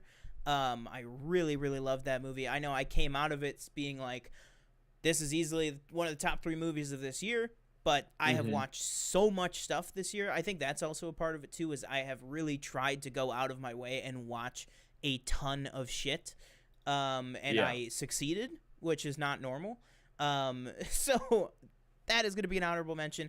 Marcel the Shell with Shoes On is also going to be an honorable mention, unfortunately. The Fallout is also going to be an honorable mention. When I was going on my Jenna Ortega binge, I thought that was very, very good. Chippendale Rescue Rangers, another honorable mention for me. I love that movie, start to finish. I probably watched it like 5 times so far, just since it came out. Barbarian, huge honorable mention for me. Really love that. X, honorable mention again. Smile, The Wonder with Florence Pugh. I believe, let me just scan. I believe that's Flo's only entry on my list. Unfortunately, I was hoping that we'd have another one on there, but whatever. And then Doctor Strange and the Multiverse of Madness. It's going to be my last honorable mention in this portion, only because I think the more I think about it, just for me, this year was really not that great for them. And if we're including it, I'll say Werewolf by Night is a high honorable mention, not a Doctor Strange. I guess I'll include that. Okay, then absolutely. Werewolf by Night is not a Doctor Strange, this was my favorite Marvel release this year, so I'll put it on there. Werewolf by Night is a true, like, if I had extra spots, it could even make it. You know what I'll do? I don't know if you want to do this too. I'm going to lump them together. I'll say the Werewolf by Night and Guardians, both of those together. Okay, yeah. I'll say very good. The special presentations this year, and for the most part, the shows this year, for me, were just way outshined anything they put out in theaters, unfortunately. But what are some of your honorable mentions? So honorable mentions, no particular order. Werewolf by Night, like you said. I just added a few more that I kind of forgot about. Barbarian. I have Barbarian on here. Hustle, which I don't know if you watched Hustle, the Adam Sandler movie. It's on Netflix. I still have not. I've heard that was really good movie. I definitely recommend watching it. Queen Latifah. Is she in that? I thought so. That's what somebody said. I don't remember. Oh yeah, she is. She's his husband or his wife. Oh, interesting. Cool. His wife. Nope. I have Nope as an honorable mention. Oh my god. Okay. Yeah. Glass Onion is an honorable mention. It's gonna be interesting. Adam Project, honorable mention. I'll really throw that had as fun an with that honorable one. mention. I will. Had fun with that one. I don't remember what I exactly like. I know it hit me emotionally, but the story kind of being. I don't know, man. I Oh, think it was man. I think it was like the dad stuff was like. Yeah, I agree with you. The Yeah, Catherine it was Keener something stuff. like that. So, Yeah. not to go Steve Morris here for a second because I've been going in on the Cinephiles pretty hard Right. lately. But his whole thing is plot versus story. Mm-hmm. Catherine Keener, plot, very weak. Dad and son dynamic of not Yes, loving each other yes. as much as they should. Yes, amazing. that's what it was. That's what it was. Yes. Amazing. Okay. Ryan Reynolds and Mark Ruffalo and what's his name? Percy Jackson. He's the hot young thing. Walker Scoble. Walter Scoble. Yes. Correct. Yeah, he was great in that. Absolutely stand out. And Zoe kind of upcoming performance. Yes, really good in that too. Sorry, two more. Elvis. Austin Butler, awesome. Good I'll movie. throw that on really as an honorable enjoyed mention. myself. And Sonic 2. Another Not as not as good as the first one, but still a really solid animated movie based on a video game. Yeah, I agree. So Or video game characters. that's actually a joke. I don't know why it's a stupid joke I have with my roommate because the one day she came into my room, I have the Sonic the Hedgehog poster hanging up behind me, and she just read one of the lines off of it, and it just says, Sonic, based on the Sega video game." And so I just say that now all the time around the house. I'll just say, did you know that Sonic movie was based on the Sega video game? Sonic 2, absolutely fantastic. So I'll kick off. This is where it was just so hard for me. I genuinely made like a top 16. That was where I cut the list because everything else kind of whatever. Number 16 for me was Sonic the Hedgehog 2. Fantastic, just like the first one. I know both of us agree on that. Number 15, a really hard honorable mention for me, The Woman King. That was a really hard cut. I really thought that was going to make my top 10. Another one, Glass Onion. Really thought that was going to make my top 10 after watching it. Really, really loved that movie. Number 13 for me was The Northman, which for a while was firmly, not only was it in my top 10, it was in my top 5 for the longest time. And I'll tell you, man, I watched a lot of movies in the last 2 weeks. Things changed. That's all I'll say. That's all I'll say. Number 12 for me was an amazing movie that I just watched, Decision to Leave, which is on Mubi right now. It's a Mubi original film. It was absolutely fantastic. Think, very stereotypical plot of cop investigating murder, starts to get feelings for the murder suspect, craziness, intrigue, awesome character moments and emotion and everything, continues. It really reminded me, not just because it's, obviously similar culture, but it really reminded me of The Farewell, just kind of how, like, that movie was this kind of methodical, like, emotional journey that you went on with the characters. Kind of reminded me of that, but it was really, really good. And then number 11 for me was RRR. Absolutely incredible. Man, I gotta watch that. I just didn't get to it today. I put it off for so long. Yeah. I was like, I have to watch it before that. Another one that I will say was not an honorable mention, Ticket to Paradise. I was like, I have to watch that. I literally watched it yesterday. Didn't make my honorable mentions. I was really because there was a lot of good word of mouth on it and everything. I don't know if it was just because it was a nice comedy that packed theaters and stuff, and I watched it alone at home. So maybe it just didn't hit me as well, but that one did not. But RRR, fucking phenomenal movie. Like, that movie is just insane. It is the most insane film I think that has come out in years. And it's awesome. I really liked it. A couple years ago we got some South Korean films. Now we have, more Japanese films. Now we have more Hindu films, Indian with the films, amount of Bollywood buzz films. that movie got, and I don't know if it's probably died down a little bit just because it came out, in what was that, August, July, somewhere in there. It was like July. Is that, you think that could be a contender for award, not just international, or no?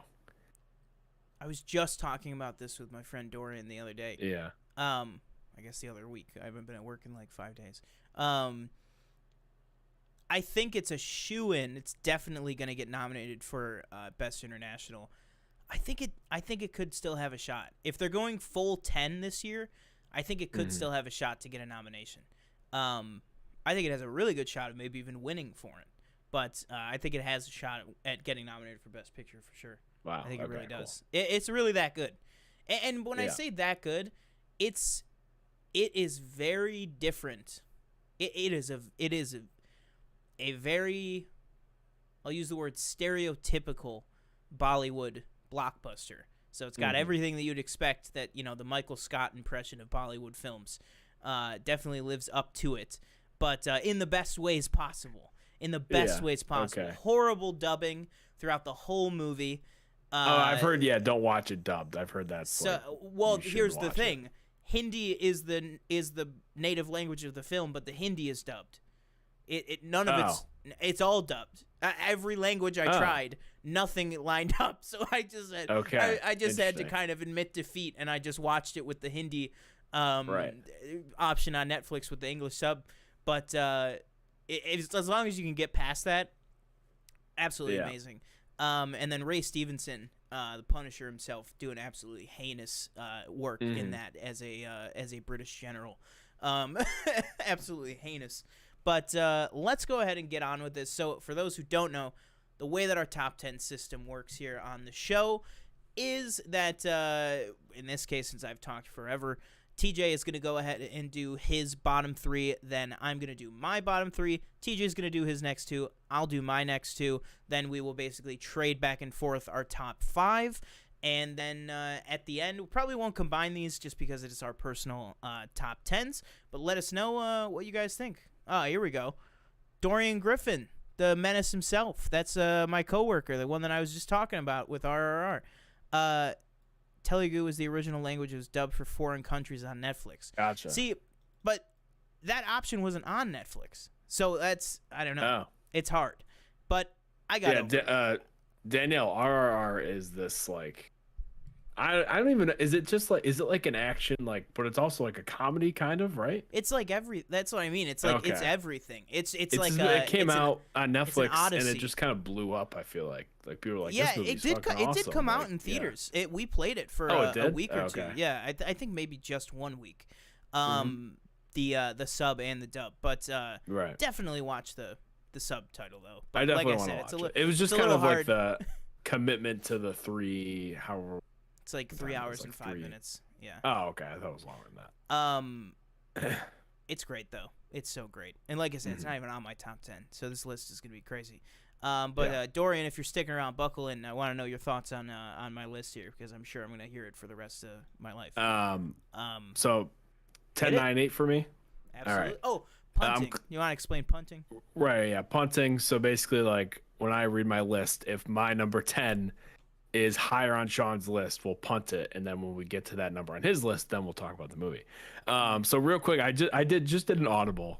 I was thinking, and it was kind of like, what am I gonna do here with these movies? Well, I moved Nope up to 10, so Nope's my 10. I moved Chippendale Rescue Rangers down. Oh, that's honestly, that's fair though. Chip and Dale was so fun and everything. Like, I just don't remember it that well. I really don't remember. That's fair. But I know it was a really good time. So Nope's my 10. That is a punt. Okay, figured that. Number 9. The revitalization of the Predator franchise, Prey. Oh my God. Yeah. I am gonna put. That's an honorable mention. That is a dedicated honorable mention. I can't even believe I forgot about Prey. I'm just, I was just really happy. When this movie was coming out, I was kind of like, same old Predator movie. Is just gonna be, and me personally, like I've seen them all. I don't even think the first one's that good. So I agree with you. Yeah. So and they've all been pretty bad in my opinion, especially the most recent one. Not before Prey. But this was a welcome surprise. We put him kind of back in whatever year it is, 1719 in the Great Plains, and wouldn't you know he has this. Obviously, they have this technology, but everybody else, the natives, are using spears and just stuff you just make, and it just makes it it's just really refreshing, I'd say, from It's like the Battle of Endor on steroids. Yeah, yes, yeah, exactly. From anything that has been done before in the franchise. Like I said, Hulu again. Hulu's crazy this year. Hulu has been getting. I think the real MVPs this year are probably Colin Farrell and Hulu. That's probably the two shout outs. So, what is your 8? My 8 is Black Panther: Wakanda Forever. Go for it. Oh, yeah. Wakanda Forever. I thought it was probably. Is it possibly maybe first or second best MCU movie in this phase? Maybe. Okay. I'm just trying to think of all the ones that have come out. I mean, I take it over Thor. I take it over Black Widow. I take it over Eternals.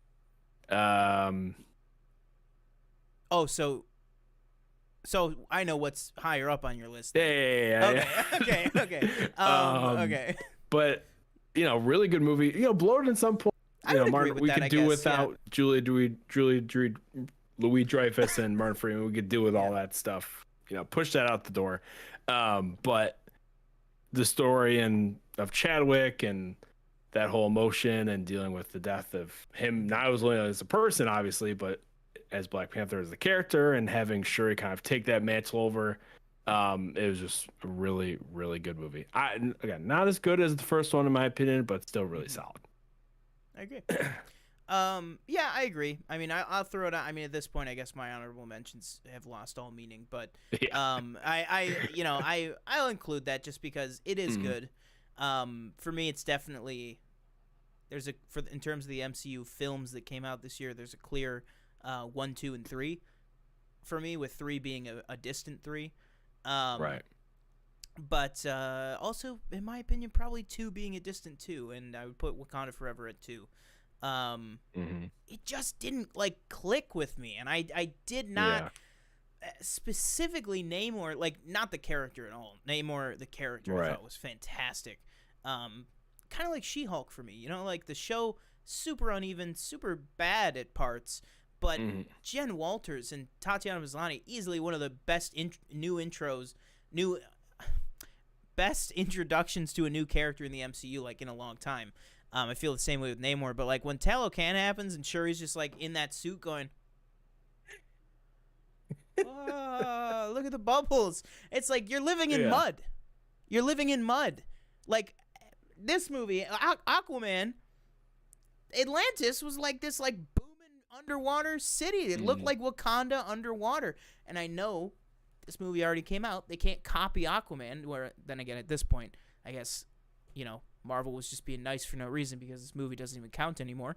But they were oh, Talocan, it's this amazing, beautiful place. And then you get down there and they were living in nets.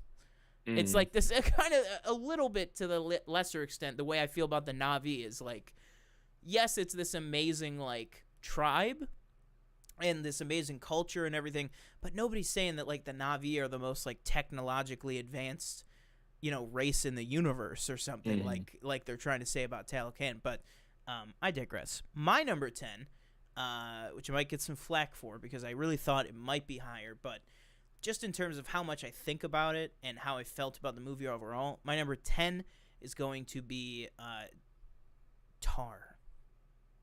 I haven't seen it, so go ahead. I really love this movie. I really, really love this movie. I think that Cate Blanchett honestly might be a shoo-in for. Honestly, man, she might win the Academy Award again. Another Academy Award win for her because the movie's so good for Cate Blanchett. But then also, I believe, Nina Hoss. Nina Hoss plays her wife or her partner in this movie, and she is absolutely fantastic. There's also a bunch of other people in this: Mark Strong, Julian Glover, a couple different people, and then a huge, just ensemble cast. And then that's directed by Todd Field, who hasn't directed anything since 2006. I just saw that. Since 2006.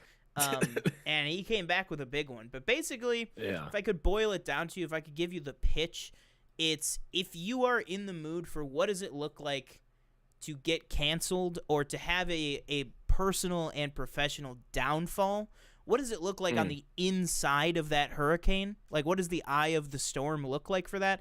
That's kind of like what this movie is. But it's also much deeper than that and much harder to explain than I have time for right now. Yeah. What's the title? Like Tar. what? Yeah, I know, but like, what is that? What is that? Oh, her name is Lydia Tarr. Gotcha. Okay. Yeah. I didn't know that going in. Is this in English? Yeah. Oh, okay. I didn't know if it was It's, like it's for some reason I beautiful thought it might too, be. by the way. Like, it is. I'm looking at my top 10 here. In terms of real life, like not like a CG movie, although there is definitely like CG set extension and stuff in some parts. Movie looks really, really, really good. My number 9 might be a punt. I'd be surprised if it wasn't. I'm a little ashamed it's this low. My number 9 is Top Gun Maverick. That's a punt. Okay, that's what I thought. That's okay. Yeah. My number 8, his first appearance on this list. Spoiler alert. Is After Yang, which I just watched yesterday. I wanted to make sure I got that in because I've been hearing so many great things about that. Because there's a lot of movies like this other movie After Sun I still have not been able to see yet. Like there's a couple big ones. But After Yang, I checked it out. It was fantastic. It's actually directed by this guy who actually used to be like a video essayist on YouTube. And also has other credits and stuff like that. But this is really his first major, project, like actual motion picture. It's A24. It's Jodie Turner-Smith and Colin Farrell. They play a couple. Now, real quick, was this released in USA in 2022? Yeah, I don't know why. Okay, It's gotcha. another one of those like the Fallout. Like Right, I think it's yeah. because it probably played at a festival in 2021, but then Yeah. I think After Yang came out on PVOD in like February, and then I think the Fallout came out on HBO Max in like March or something like that. So I had to make sure that it was because it was borderline because it came out so early in the year, but it did make it. Just real quick, sorry, I was looking at the what was that movie you were watching? Oh wait, maybe he's not in it. Decision to Leave, and I saw there's this picture of Lee Jung Jae. It looks like at the premiere. And I was like, I was like, that guy looks really familiar. It's the guy from Squid Game. Is he in this or is he just at the premiere? No, I think This he's is just done at the premiere. Oh, okay. Yeah. Sorry, continue. No, yeah, no, but the guy, I gotta look this guy up because. Okay, hang on. I'm like losing my mind. So, all right, I'm done with After Yang, but the guy that's in it. Oh, no way. Wait a minute. Am I like really stupid? Am I like super dumb? So, Justin H. Min is the guy who plays Yang. I am just really stupid. Okay, never mind. I was like, the whole time I was watching that movie, I was like, he looks so familiar. But I kept checking his filmography on Letterboxd, and I was like, nope, nothing I've seen him in. And then I was like, I got to look it up on IMDb because maybe it was a show. He plays one of the main siblings on Umbrella Academy. Oh. Like in every episode. I was like, why does he look so familiar? But I kept being like, well, he's in nothing I've seen. I was just wrong. That's okay. I feel very stupid. But yeah, he is very good in that as well. So is Haley Lou Richardson, who is in one of my favorite movies of all time, Edge of 17, and then it was also just in White Lotus season 2. So that is my 8. What is your 7? My 7 is a movie called The Northman, which I believe you said was an honorable mention. Oh, God damn it. Awesome. Fucking awesome. Talk about, not just the word masculinity comes to mind when you think about the movie. I mean, it's just like off the wall, kind of batshit crazy. Did you say the word masculine? Masculinity. Oh, okay, yeah, I know, Yeah. I agree. I agree. You know, Alexander Skarsgård is awesome in it. Mhm. Nicole Kidman, Ethan Hawke, Anya Taylor-Joy, Willem Dafoe. You know, all these people.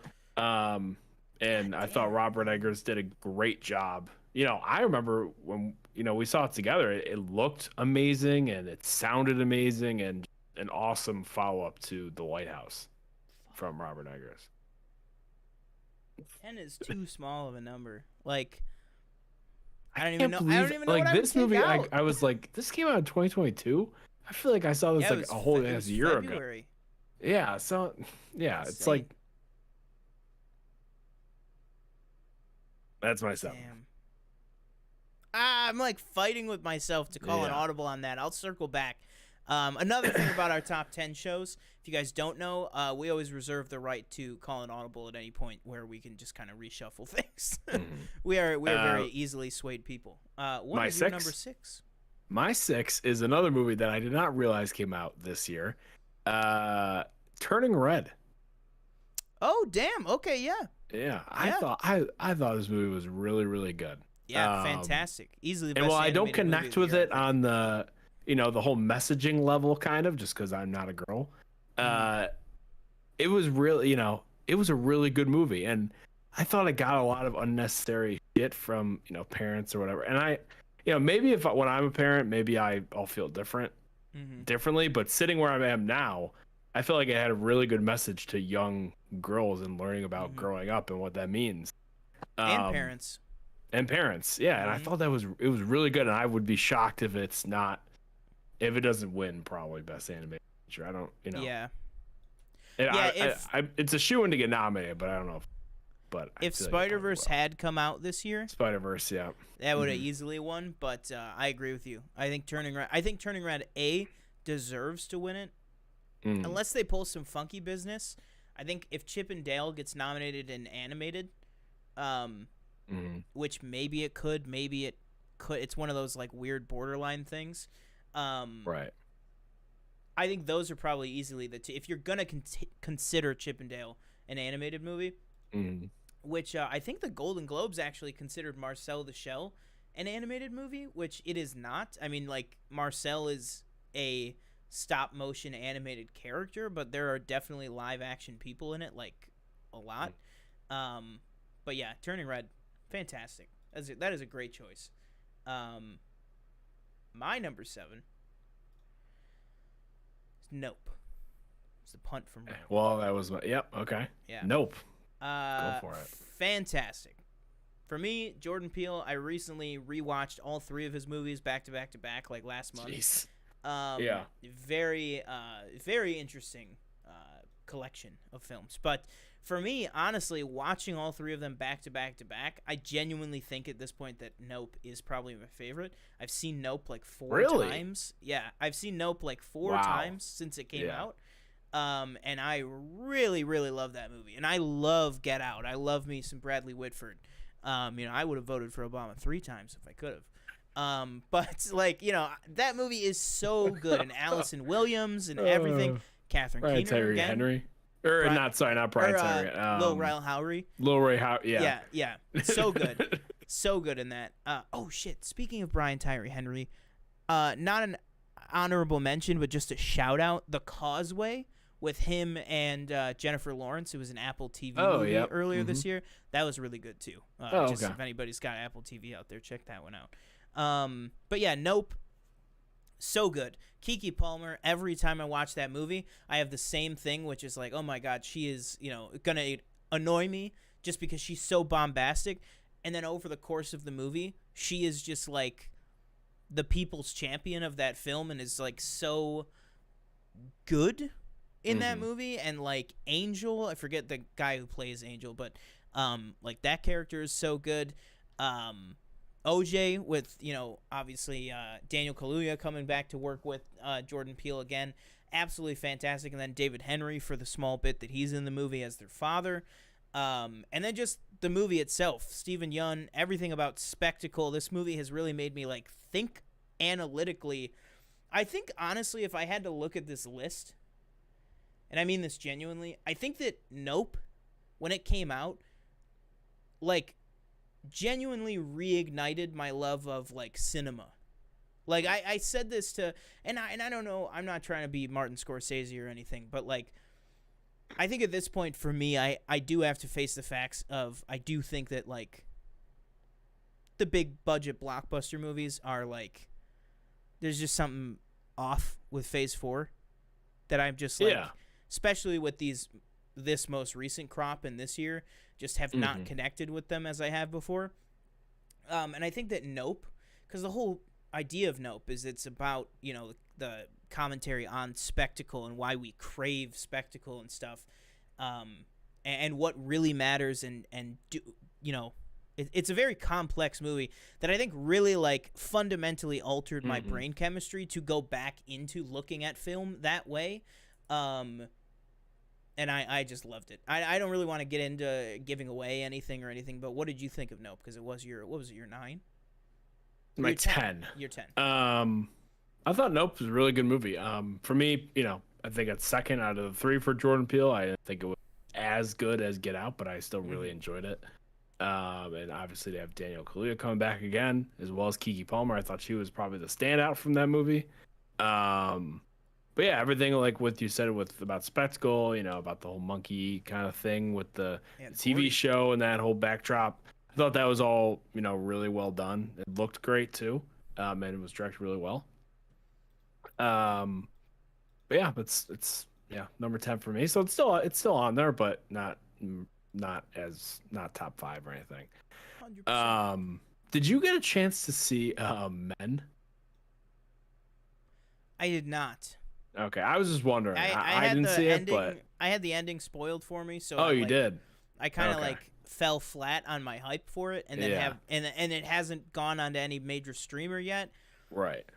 But I definitely want to see that as soon as I can. Gotcha. And then there's 2 other movies that I wanted to bring up, but I didn't. Yeah. I don't want to say them because I think there's a good chance that they might be.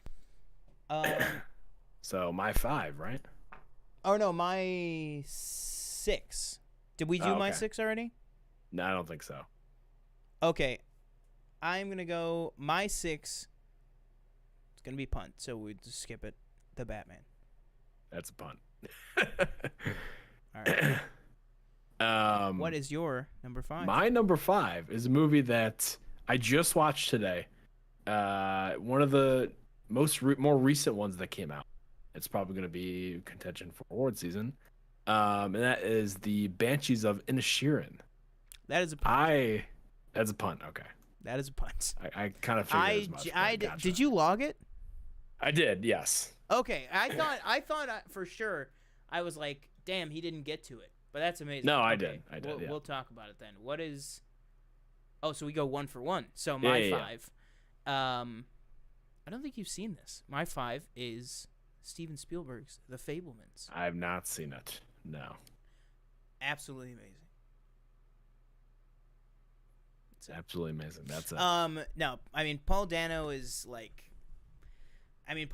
literally my number 5 or my number 6 and my number 5 back to back. He is fantastic in this, but also the main kid who plays basically Spielberg, Sammy Fabelman, Gabriel LaBelle. He is so good in this. He's actually the little kid from Predator. Not the Jacob Tremblay one, but the other kid in it.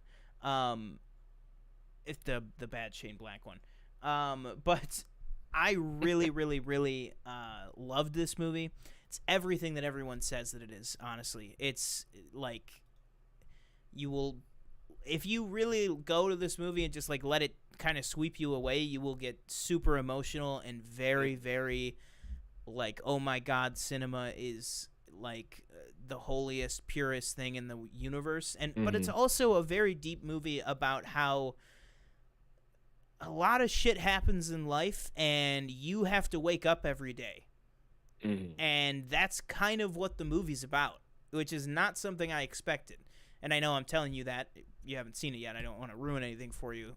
But there is that element to it of, shit's going to happen in life.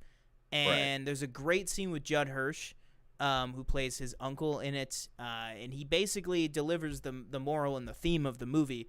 But basically, it's, you know, shit's gonna happen. You gotta learn how to live with it, and you gotta learn what makes you happy.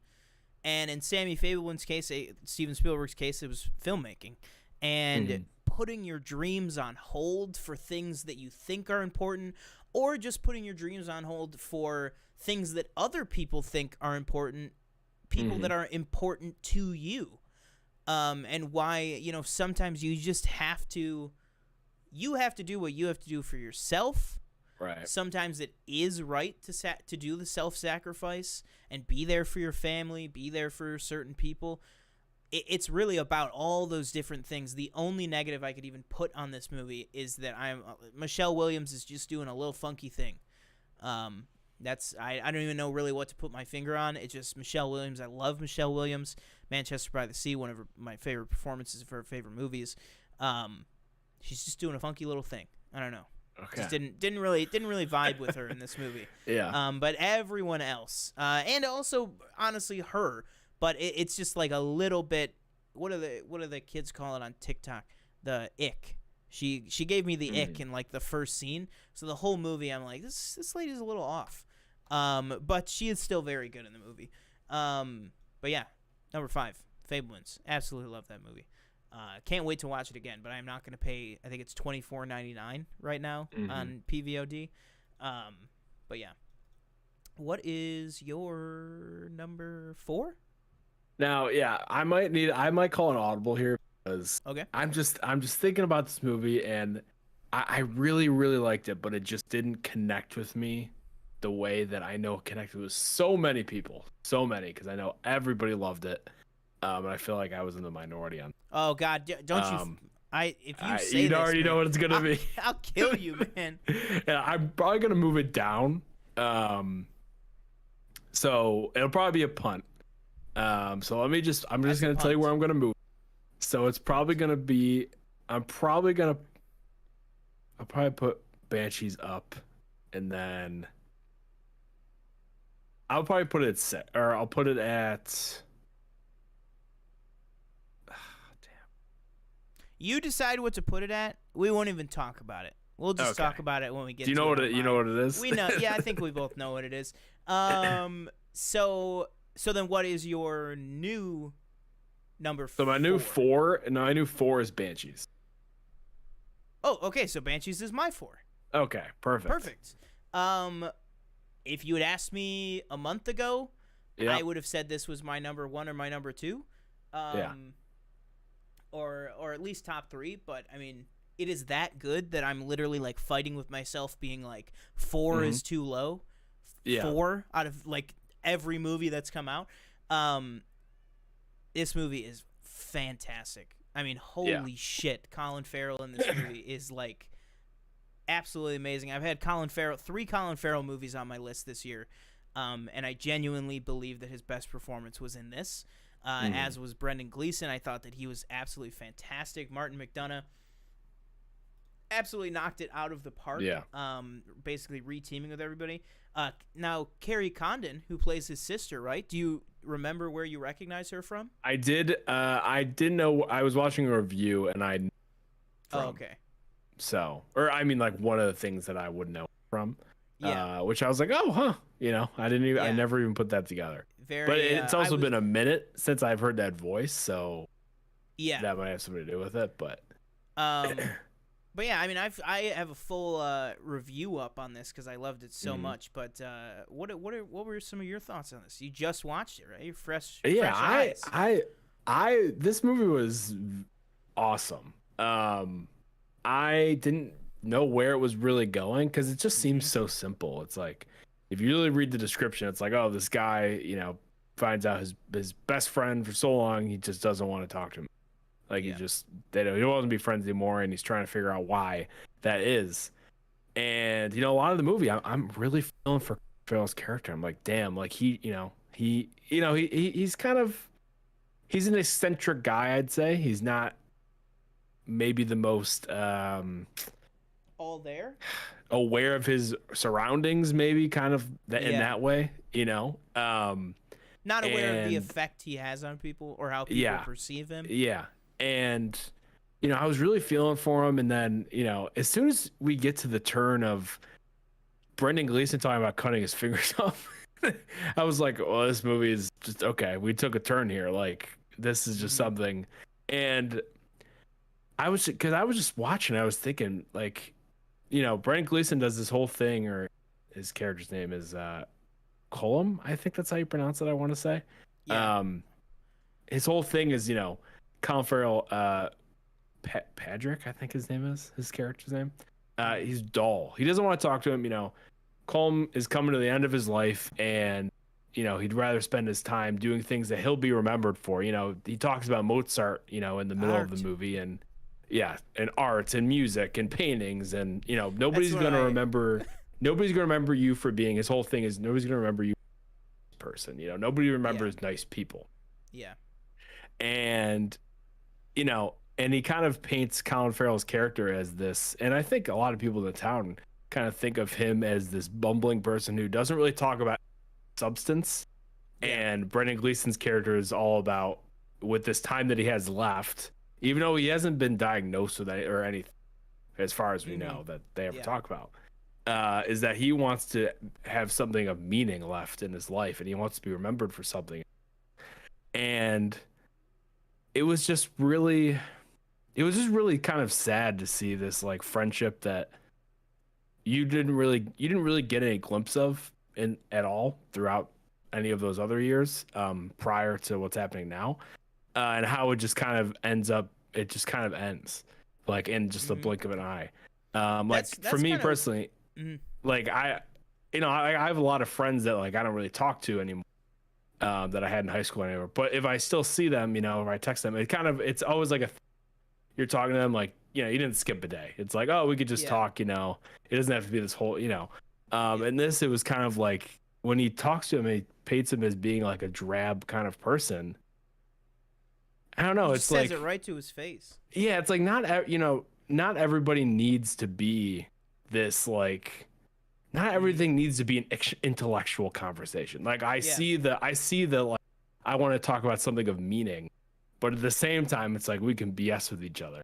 And, I thought it was a really good dynamic between the two characters. And that's kind of like what his sister was saying. It was like, just because you want that doesn't mean you have to cut it. Like everybody, like her whole thing was everybody on this island is dull. If you're looking for like this amazing, experience to kind of change your life and have these more dynamic conversations, like basically the happiest we see Colm in the movie is when they don't even live there. These visiting students come and play music with him, and he has this like super happy moment at the bar and all that stuff. But like those are visitors; they don't even live there. Your dad got hit by the bread truck. Yeah, that was that was funny. He said, and then he takes the guy home, and he goes, "You know what? I think you better walk. Yeah. I think I'm done." I was really sad about. Well, I don't want to spoil it, but the whole animal stuff and that stuff was really sad. And lastly, Barry Keoghan in the movie. Annoying at first, but then I really felt for him. I felt for him, after that whole thing with his dad and all that stuff. That was tough. Yeah. But yeah, awesome. Really good. Absolutely incredible movie. So where are we at? So we've done my 5. We've done my 4. Well, our 4 was the same. So your 3 now? My 3 is a little movie, not a little movie, that came out. When did it come out? You're mad, dude. A few months ago. Some would say the best, not some. Nobody probably would say this except for me and maybe a handful. The best Phase 4 movie, Doctor Strange in the Multiverse of Madness. I don't know why this movie works, but it just does. It just works, and I'm not the biggest Sam Raimi guy. Spider-Man 1. Move it down to 7. Yeah, but Doctor Strange is my number 3. Spider-Man 1, good movie. Spider-Man 2, really good movie. Spider-Man 3, awful. Evil Dead 1 I've seen. I liked it, really good horror movie. Never seen the second one. I wouldn't say I'm a Sam Raimi guy, but for some reason this movie just works for me. Mm-hmm. And I get all the criticisms. I get the America Chavez stuff. She's very much sidelined for the entire movie, basically, not really doing much. The whole kind of 180 on Wanda's character. She's just this villain now all of a sudden. After all that work we did in WandaVision. WandaVision's still a favorite MCU show. But I don't know what it was. This movie just works. It looks awesome for me. There's some good scares in it, in my opinion. And it just, I don't know. It just really works for me. Have I watched it since? No. But you only watched it once? I've only watched it once. So I could watch it again and be like, this movie sucks. But I don't think that's what's going to happen. I think I watched Love and Thunder twice, but I only watched Black Panther once. Mm-hmm. And I think I've only seen Doctor Strange once, but yeah, man. Sure, yeah. It was good. I mean, it was. I mean, there's a reason I put it on my number 21. It was. Yeah. Hey, Thor wasn't on there. That is true. That is true. A true fact. No, but I mean, I agree. I'm definitely like playing it up a little bit. Like, I mean, I just think I just really didn't. It just didn't hit for me the way that I. It's really fair. No, it's very fair. I mean, and I know it's the hype factor of it too. Of like, I feel like the hype on the movie was so huge. Oh, and, yeah. Michael Stuhlbarg, his name was on the poster, and I was like, here we go, Michael Stuhlbarg gonna make a big Phase 4 twist. Michael Stuhlbarg's gonna be Mephisto, and then he just, he popped in and he was just like, oh, it looks like you didn't win the day after all. Oh my God, I am an idiot. Speaking of Michael Stuhlbarg, immense honorable mention, Bones and All. That movie fucked me up. Bones and All. Yeah. I blocked it out of my memory. But Bones and All definitely worth a mention. But yeah, I mean, I like Doctor Strange. Like I said, I think it is my favorite of the 2022 movies. It's probably my top 3 of Phase 4. I just don't think about it. I don't go back to it. I don't know if it's. I don't know. Maybe I'll have to rewatch it. I mean, I will rewatch it at some point, obviously, but it's a tough one. It's a tough one for me. Gotta admit. Anything else on that? I don't want to cut it off. It's your number 3. I'm good. I'm good. Okay. So my number 3. Okay. Is a movie I don't think you have seen, which is The Menu. I have not seen it. No, it's coming to HBO. I think in January. Oh, really? Cool. Yes. Can't wait to rewatch this. The Menu is fucking amazing. I thought after I watched The Menu, I'll tell you, for a while when I was putting this list together, The Menu was in my number 1 spot. Wow. My number 1, 2, and 3 really fluctuated a lot. Okay, Michelle in chat just said, agreed, Doctor Strange was best of the Phase 4 films. Are we all forgetting No Way Home, or? Oh, yeah. Like, okay. I feel like I mean, I get it. It's rough because there's a lot of them. There is a lot of Phase 4 movies. And I can't think of a single one of them. If only we had just done a thing where we ranked all of Phase 4. But anyways, I digress. The Menu. January 3rd it comes to HBO. Oh, really? That's like next week.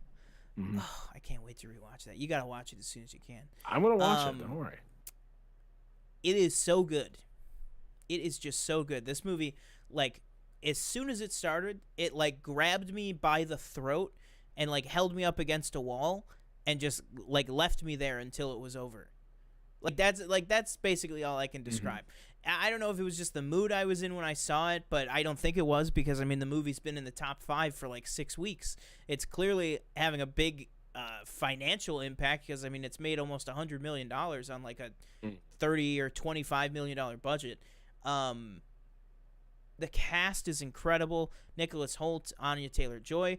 We have a lot of repeat talent this year as well. That I've realized that 2022 is a big year for individual people doing like great work multiple times. Anya Taylor-Joy in The Northman, and then Anya Taylor-Joy in The Menu, absolutely fantastic.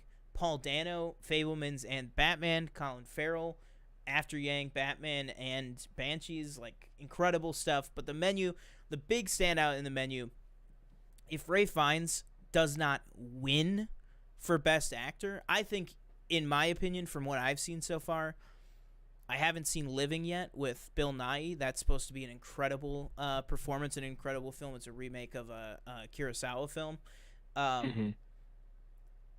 But as of what I've seen so far, and I'm including Banshees and everything like that, I think the best performance I've seen was from Ralph Fiennes this year, just because he showed me something that I didn't doubt it, but kind of like in Grand Budapest Hotel, when he kind of kicked into a gear that nobody really thought he had. Not that people didn't think he was capable of it, but just you would never think of it. He really kind of did that again here. In many ways, for me, I feel like I could say something like maybe this is his like Benoit Blanc like type turn. Not in terms of like The Menu's going to be a franchise or whatever, but I just mean it's like, holy shit, Ralph Fiennes is playing, like, it's not a big spoiler, but like, or not really a spoiler at all, but he's American, not British. Like I'm like, he's playing this chef from Iowa or whatever. It's like some, Midwestern state. And it's just so interesting. It's just a thing that I never thought that he would be able to do. And what the story is and how it unfolds and all the guests and the supporting characters, it really does to me feel like it has that feel to me of like Knives Out did, where it's just like, wow, this movie is so good. It's got such a great central figure in Ralph Fiennes, kind of Ralph Fiennes and Anya Taylor-Joy. And then, I don't know, because I'm really trying to dance around not spoiling anything because I don't want to really give away anything about this movie. But just the progression of how things go in the movie, the structure of the movie, there are chapter titles in the movie. Some of them are just absolutely fantastic. There's also like recipe cards that come up.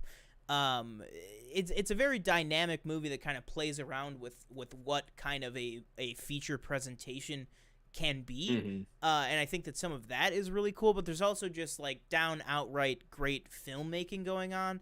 And I think overall that's probably because it was produced by Adam McKay. No, I mean, it was produced by him, but that's not why. But it is fantastic. I mean, it's so good. I think it's going to blow your mind. But yeah, really, really great movie. I really don't want to keep talking about it because I know I'm going to spoil something, and I really don't want to ruin it for you or anybody watching. So that is my number 3, The Menu. What is your 2? The Batman. My 2 is a little movie called The Batman. Boom. Oh, wow. Okay. Yeah, Batman. Figured out your number 1, yeah. Fucking awesome. Let's talk about it. Holy shit. I mean, awesome this movie. is a movie that I just can't, my front brain can't reconcile that it came out this year. Same. It feels like such a long time ago. Again, only seen it the one time. It's decent sized Really? time commitment. I think it's I think it's 177 minutes. So it's pretty long. It's decent long. Yeah. Decent 3 hours. Decent length. Basically. Yeah. And I've been thinking to myself, I gotta rewatch it. I haven't watched it yet, but awesome job by Robert Pattinson. He fully embodies his character. We got the Penguin, we got the Riddler, we got Catwoman, we got Jeffrey Wright, we got John Turturro, like Andy Serkis, like everybody's in the freaking, and it all works so well. Matt Reeves is really building Barry Keoghan, unfortunately. Matt Reeves is really building something special with this whole kind of universe he's doing within the Batman universe that's not DCEU or anything James Gunn. We're not doing no Joker universe, which I really don't I would be shocked if they somehow brought Joaquin Phoenix into this kind of, I mean, granted, you can't really now because you have Barry Keoghan, but if they were to ever do that somehow I'd be shocked. But I'm just really excited to see what the second one has in store, as well as the Penguin show. and what they're doing Yeah. with that. I agree. Yeah, that's But really interesting. it looks great. It sounds great. It's acted great. I'm so glad you said sound. It's awesome. 'Cause the sound It's design, awesome. and then Yeah. of course the score by Michael Giacchino. Michael Giacchino is like one of the talk about talent doing many things in a single year.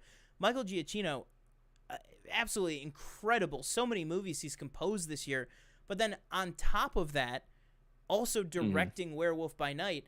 But to me, The Batman is easily his best score of the year. Like it is so good. The main theme, and the sound design, the way that sound is used to kind of be off-putting, to be eerie, to be uncomfortable in times, and the way like I think about specifics like the Batmobile, like an animal. You know what I mean? Like it's filmed and choreographed and everything like it's this like literally this creature of the night like swooping down on the highway. Like it is so incredible. I've listened to that score and that soundtrack so many times, like driving, like on the way to work and stuff. I'll throw it on.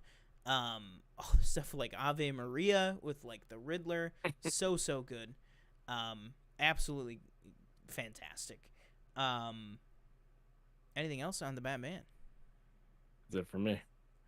All right, my number 2 is a little unfair because you have not seen this yet, but something that was number 1 on my list for quite some time, literally switched down to number 2 just before we went live today, and that is Jim Cameron's long-awaited follow-up, Avatar: The Way of Water. This movie's incredible. Absolutely incredible. Honestly, one of the main reasons I bumped it down to 2 was just because I hope it's not recency bias coupled with, I think, my number 1. If I think to myself, what movie for me defined 2022, just like House of the Dragon, what show, it would be my number 1. But my number 2, if that's my number 1, then my number 2 is the Andor of 2022.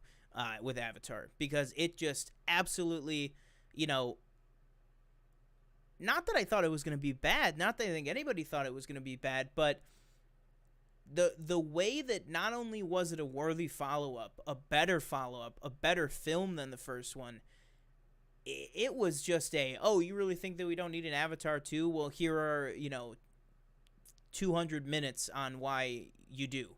Like, it was just absolutely incredible. I think that Sam Worthington really shows that even though he might not have found success outside of this franchise, I think he is fantastic in this movie as Jake Sully. I think he's still a really good face for this franchise, for this universe. Him and Zoe Saldana. I think Zoe Saldana maybe a little more shortchanged in this movie just because there's so many new characters that we're dealing with all of their children that have been introduced. Super standout Stephen Lang.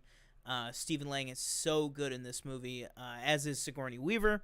Those are really the big main 4 players that you're dealing with in this movie, just really similar to the first movie. But it's all kind of in different ways. And then you also get people like Cliff Curtis, Kate Winslet joining the fray this time. Edie Falco plays an interesting character in it. I wish she was in it more. I really liked kind of what she had to offer to kind of fill a void that was made by the first movie. Again, this is one I really don't want to get into spoilery territory, but towards the end, I mean, I was straight up like crying in the theater. Wow. Like I was like, it was like perfect. Like I mean it like it's an Avatar movie, so I'm not saying it's like Citizen Kane, but it's just like if I'm like, what is the best Avatar movie that could be made? It's this. And I heard one review say the whole middle part of the movie, which I guess is kind of true, is like you could really just take the dialogue out, and about an hour in the middle is just could be a nature documentary of a nature that doesn't exist. It's like, and then they were like, well, I didn't like that, but I know, there's people out there that do like that. I didn't think I would like that. I loved it. Like, I just, really the first third of the movie, I was like, wow, okay, I'm loving the setup. Great, I hope it sticks the landing. Then the middle part is just this kind of like not lull, because there's still a bunch of action and everything happening, but it's kind of a slower pace, and then the ending, it ends really strong. And for me, one thing I really liked that I saw before the movie, which really was kind of the one sentence review or one sentence about it that got me really excited, was that it is more action-packed than the first one, but the action is more personal, and that is definitely true. There is way more action sequences in this movie, but, you know, I always say as a joke, like, it's not a bunch of, like, aliens fighting a 300-foot Tonka truck, which was basically, like, the end of the first one. Which was just basically like all of them flying in on the Banshees, fighting helicopters, and then on the ground shooting arrows at a giant construction vehicle. And I was like, okay, yeah, that's great. Like this, there is like one-on-one combat stuff. Jake Sully says one of the hardest, like coldest lines in movie history I've ever heard. Wow. It's just, there's this moment where just Stephen Lang says something like,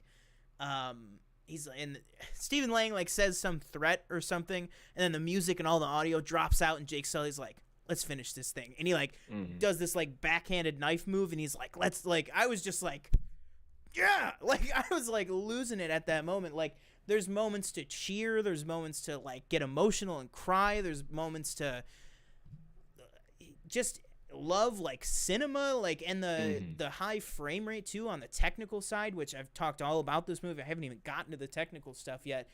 The look of this movie is easily the best looking movie probably ever made. The best looking, you know, like visual effects movie, I guess I would say. Yeah. Not natural cinematography. It looks incredible. And also the high frame rate, which I think we've talked about in the show before, like with the Hobbit movies and stuff, like it really bugs me in those movies, and like the motion smoothing on TVs and stuff, like that's just not a good look. But the variable frame rate, the way that James Cameron used it, where there would be certain action sequences where the frame rate would kind of ramp up and then it would ramp back down for the scenes that don't need it, I really was worried about that. It worked perfectly. There was not a single moment in the movie where I was like, that didn't work. And then in terms of the visual effects, there was maybe 12 frames out of the 3 hours and 12 minutes that I was like, ooh, that doesn't look that great. 12 frames, like, of photography. That was it. Yeah. I could go on forever and ever, but definitely go see it.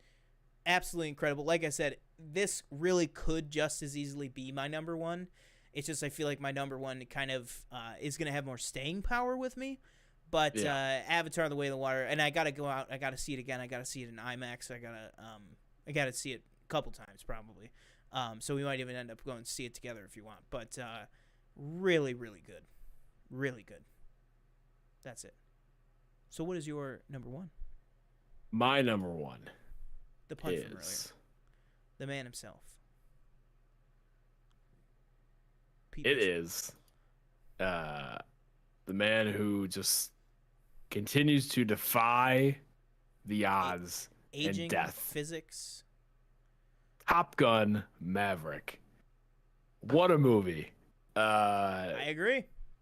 Better than the first, I think, hands down. I feel like. Can everybody? Absolutely. Can we agree with that? I think it's definitely better than the first one. If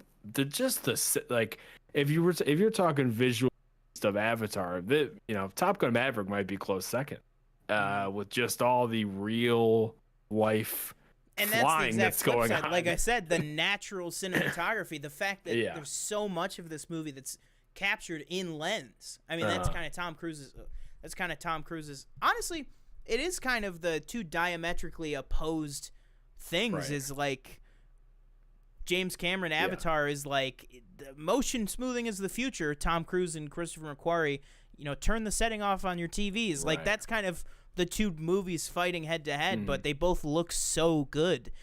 People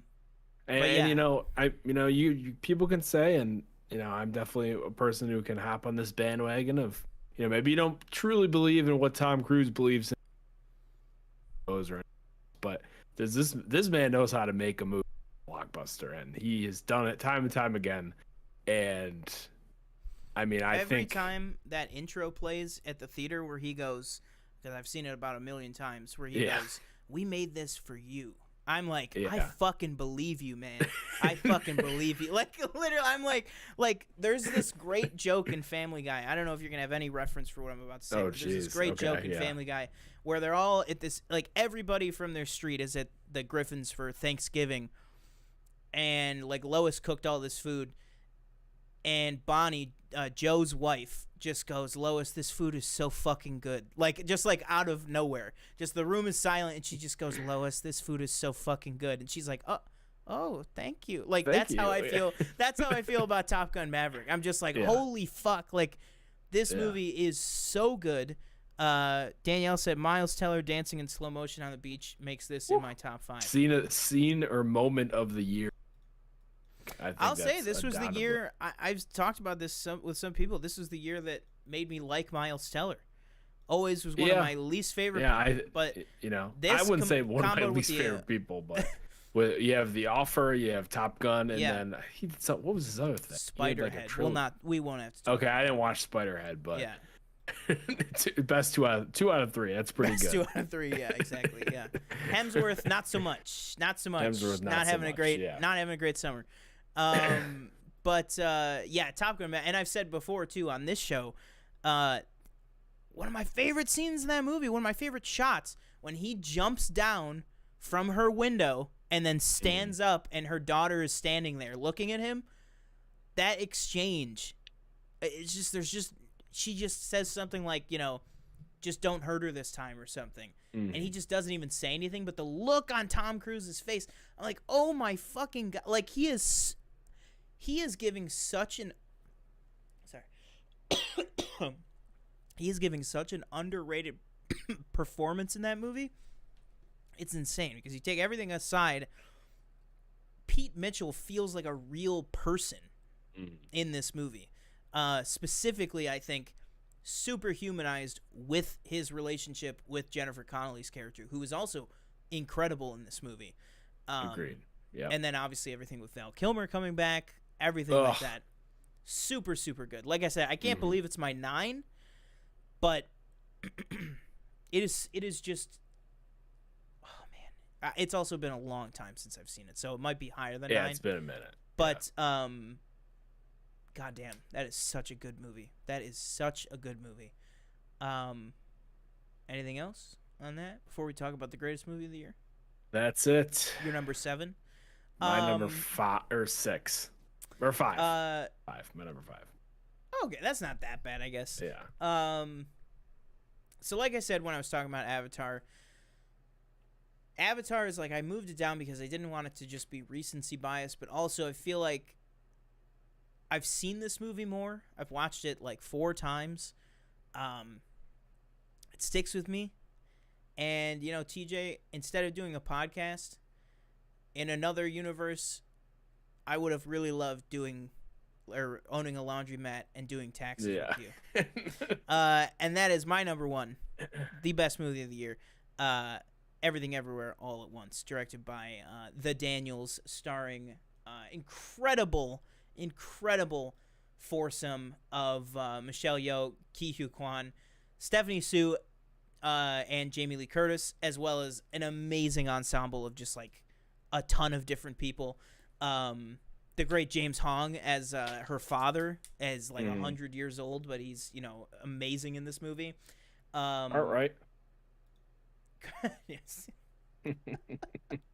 I don't even know what to say, because it's just so good. It's so emotional. It's like it's everything. It's everything everywhere all at once. Like, that's literally what it is. I could watch that movie right now. It is I don't know if you guys have noticed, but look at our channel. It is the new main font right now. I know I change the font on this channel like every 2 months, but right now it is the font that I am using because it just looks so good. Everything about this movie, the design of it, and just the emotion, the fact that all this craziness is happening in the 3 sections of the movie as well. Everything, everywhere, and then all at once. The way that it's broken up, the rock sequence, so many different things, and then the final part with her and her daughter at the car, where it kind of all comes to a head, and it's just it gets me emotional just thinking about it. It gets me emotional every time I watch it. Danielle said not a bad movie, but overrated as fuck. That might be a I think I've only seen it the one time. It was really good. It just didn't. Maybe it was just overhyped because everybody was like, "Did you see it late?" Yeah, I'd probably say a little. We saw it in, but I'd say we didn't see it like first week, probably maybe a week or two later. Yeah.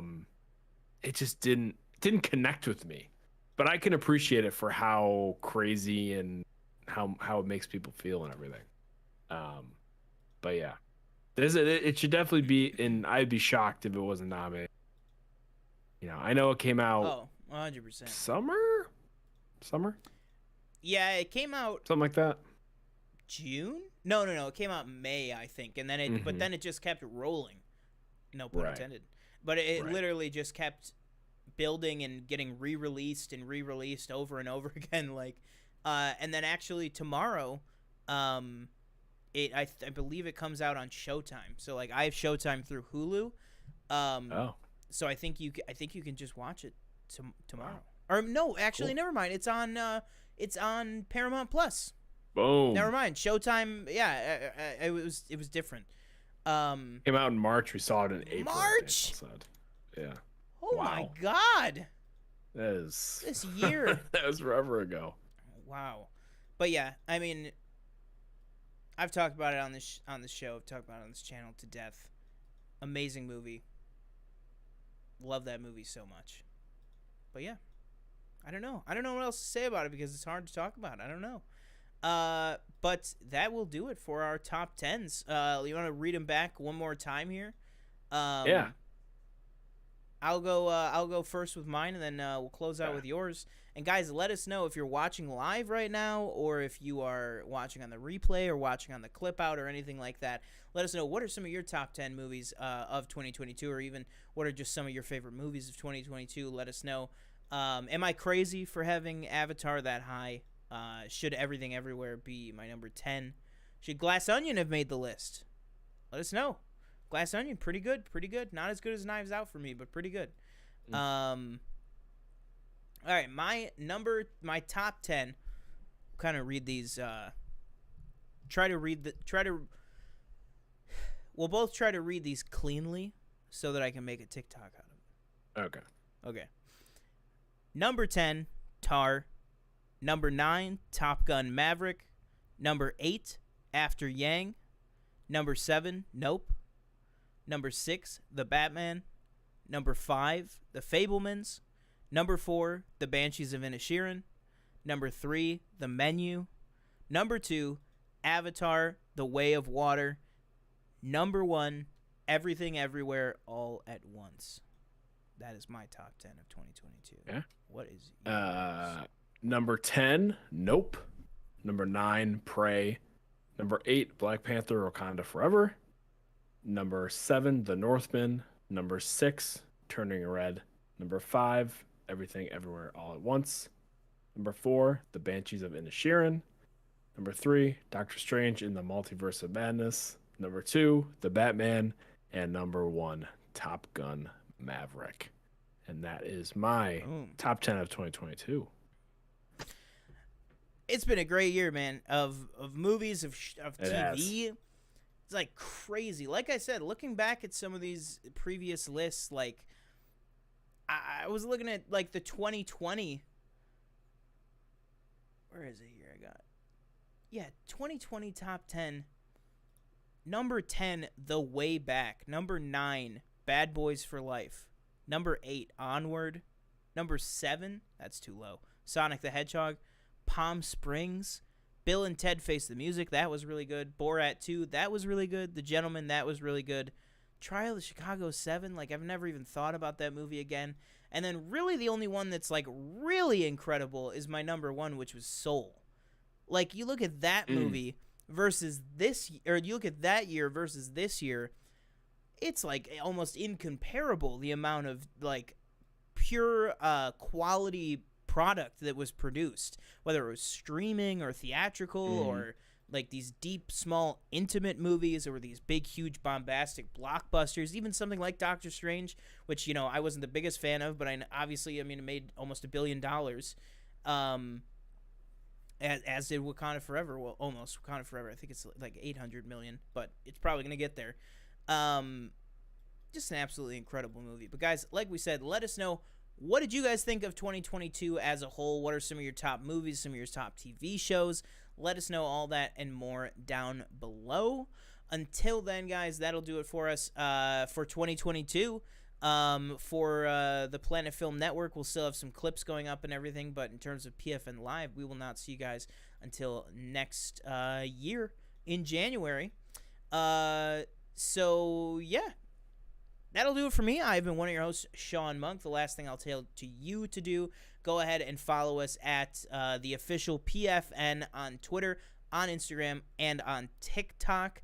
Also, if you haven't, if you found this video, go ahead and subscribe down below. We have literally hundreds of videos up right now of reactions, news, reviews, clips, everything like that. So, yeah, if you just found us, stick around, stay a while. That'll do it for me. I've been your other host, TJ Cornwell. Thank you for watching. Let us know about your top 10s for 2022 in the comments below. Follow us on our social medias, like Sean said, and we will see you next time. Boom.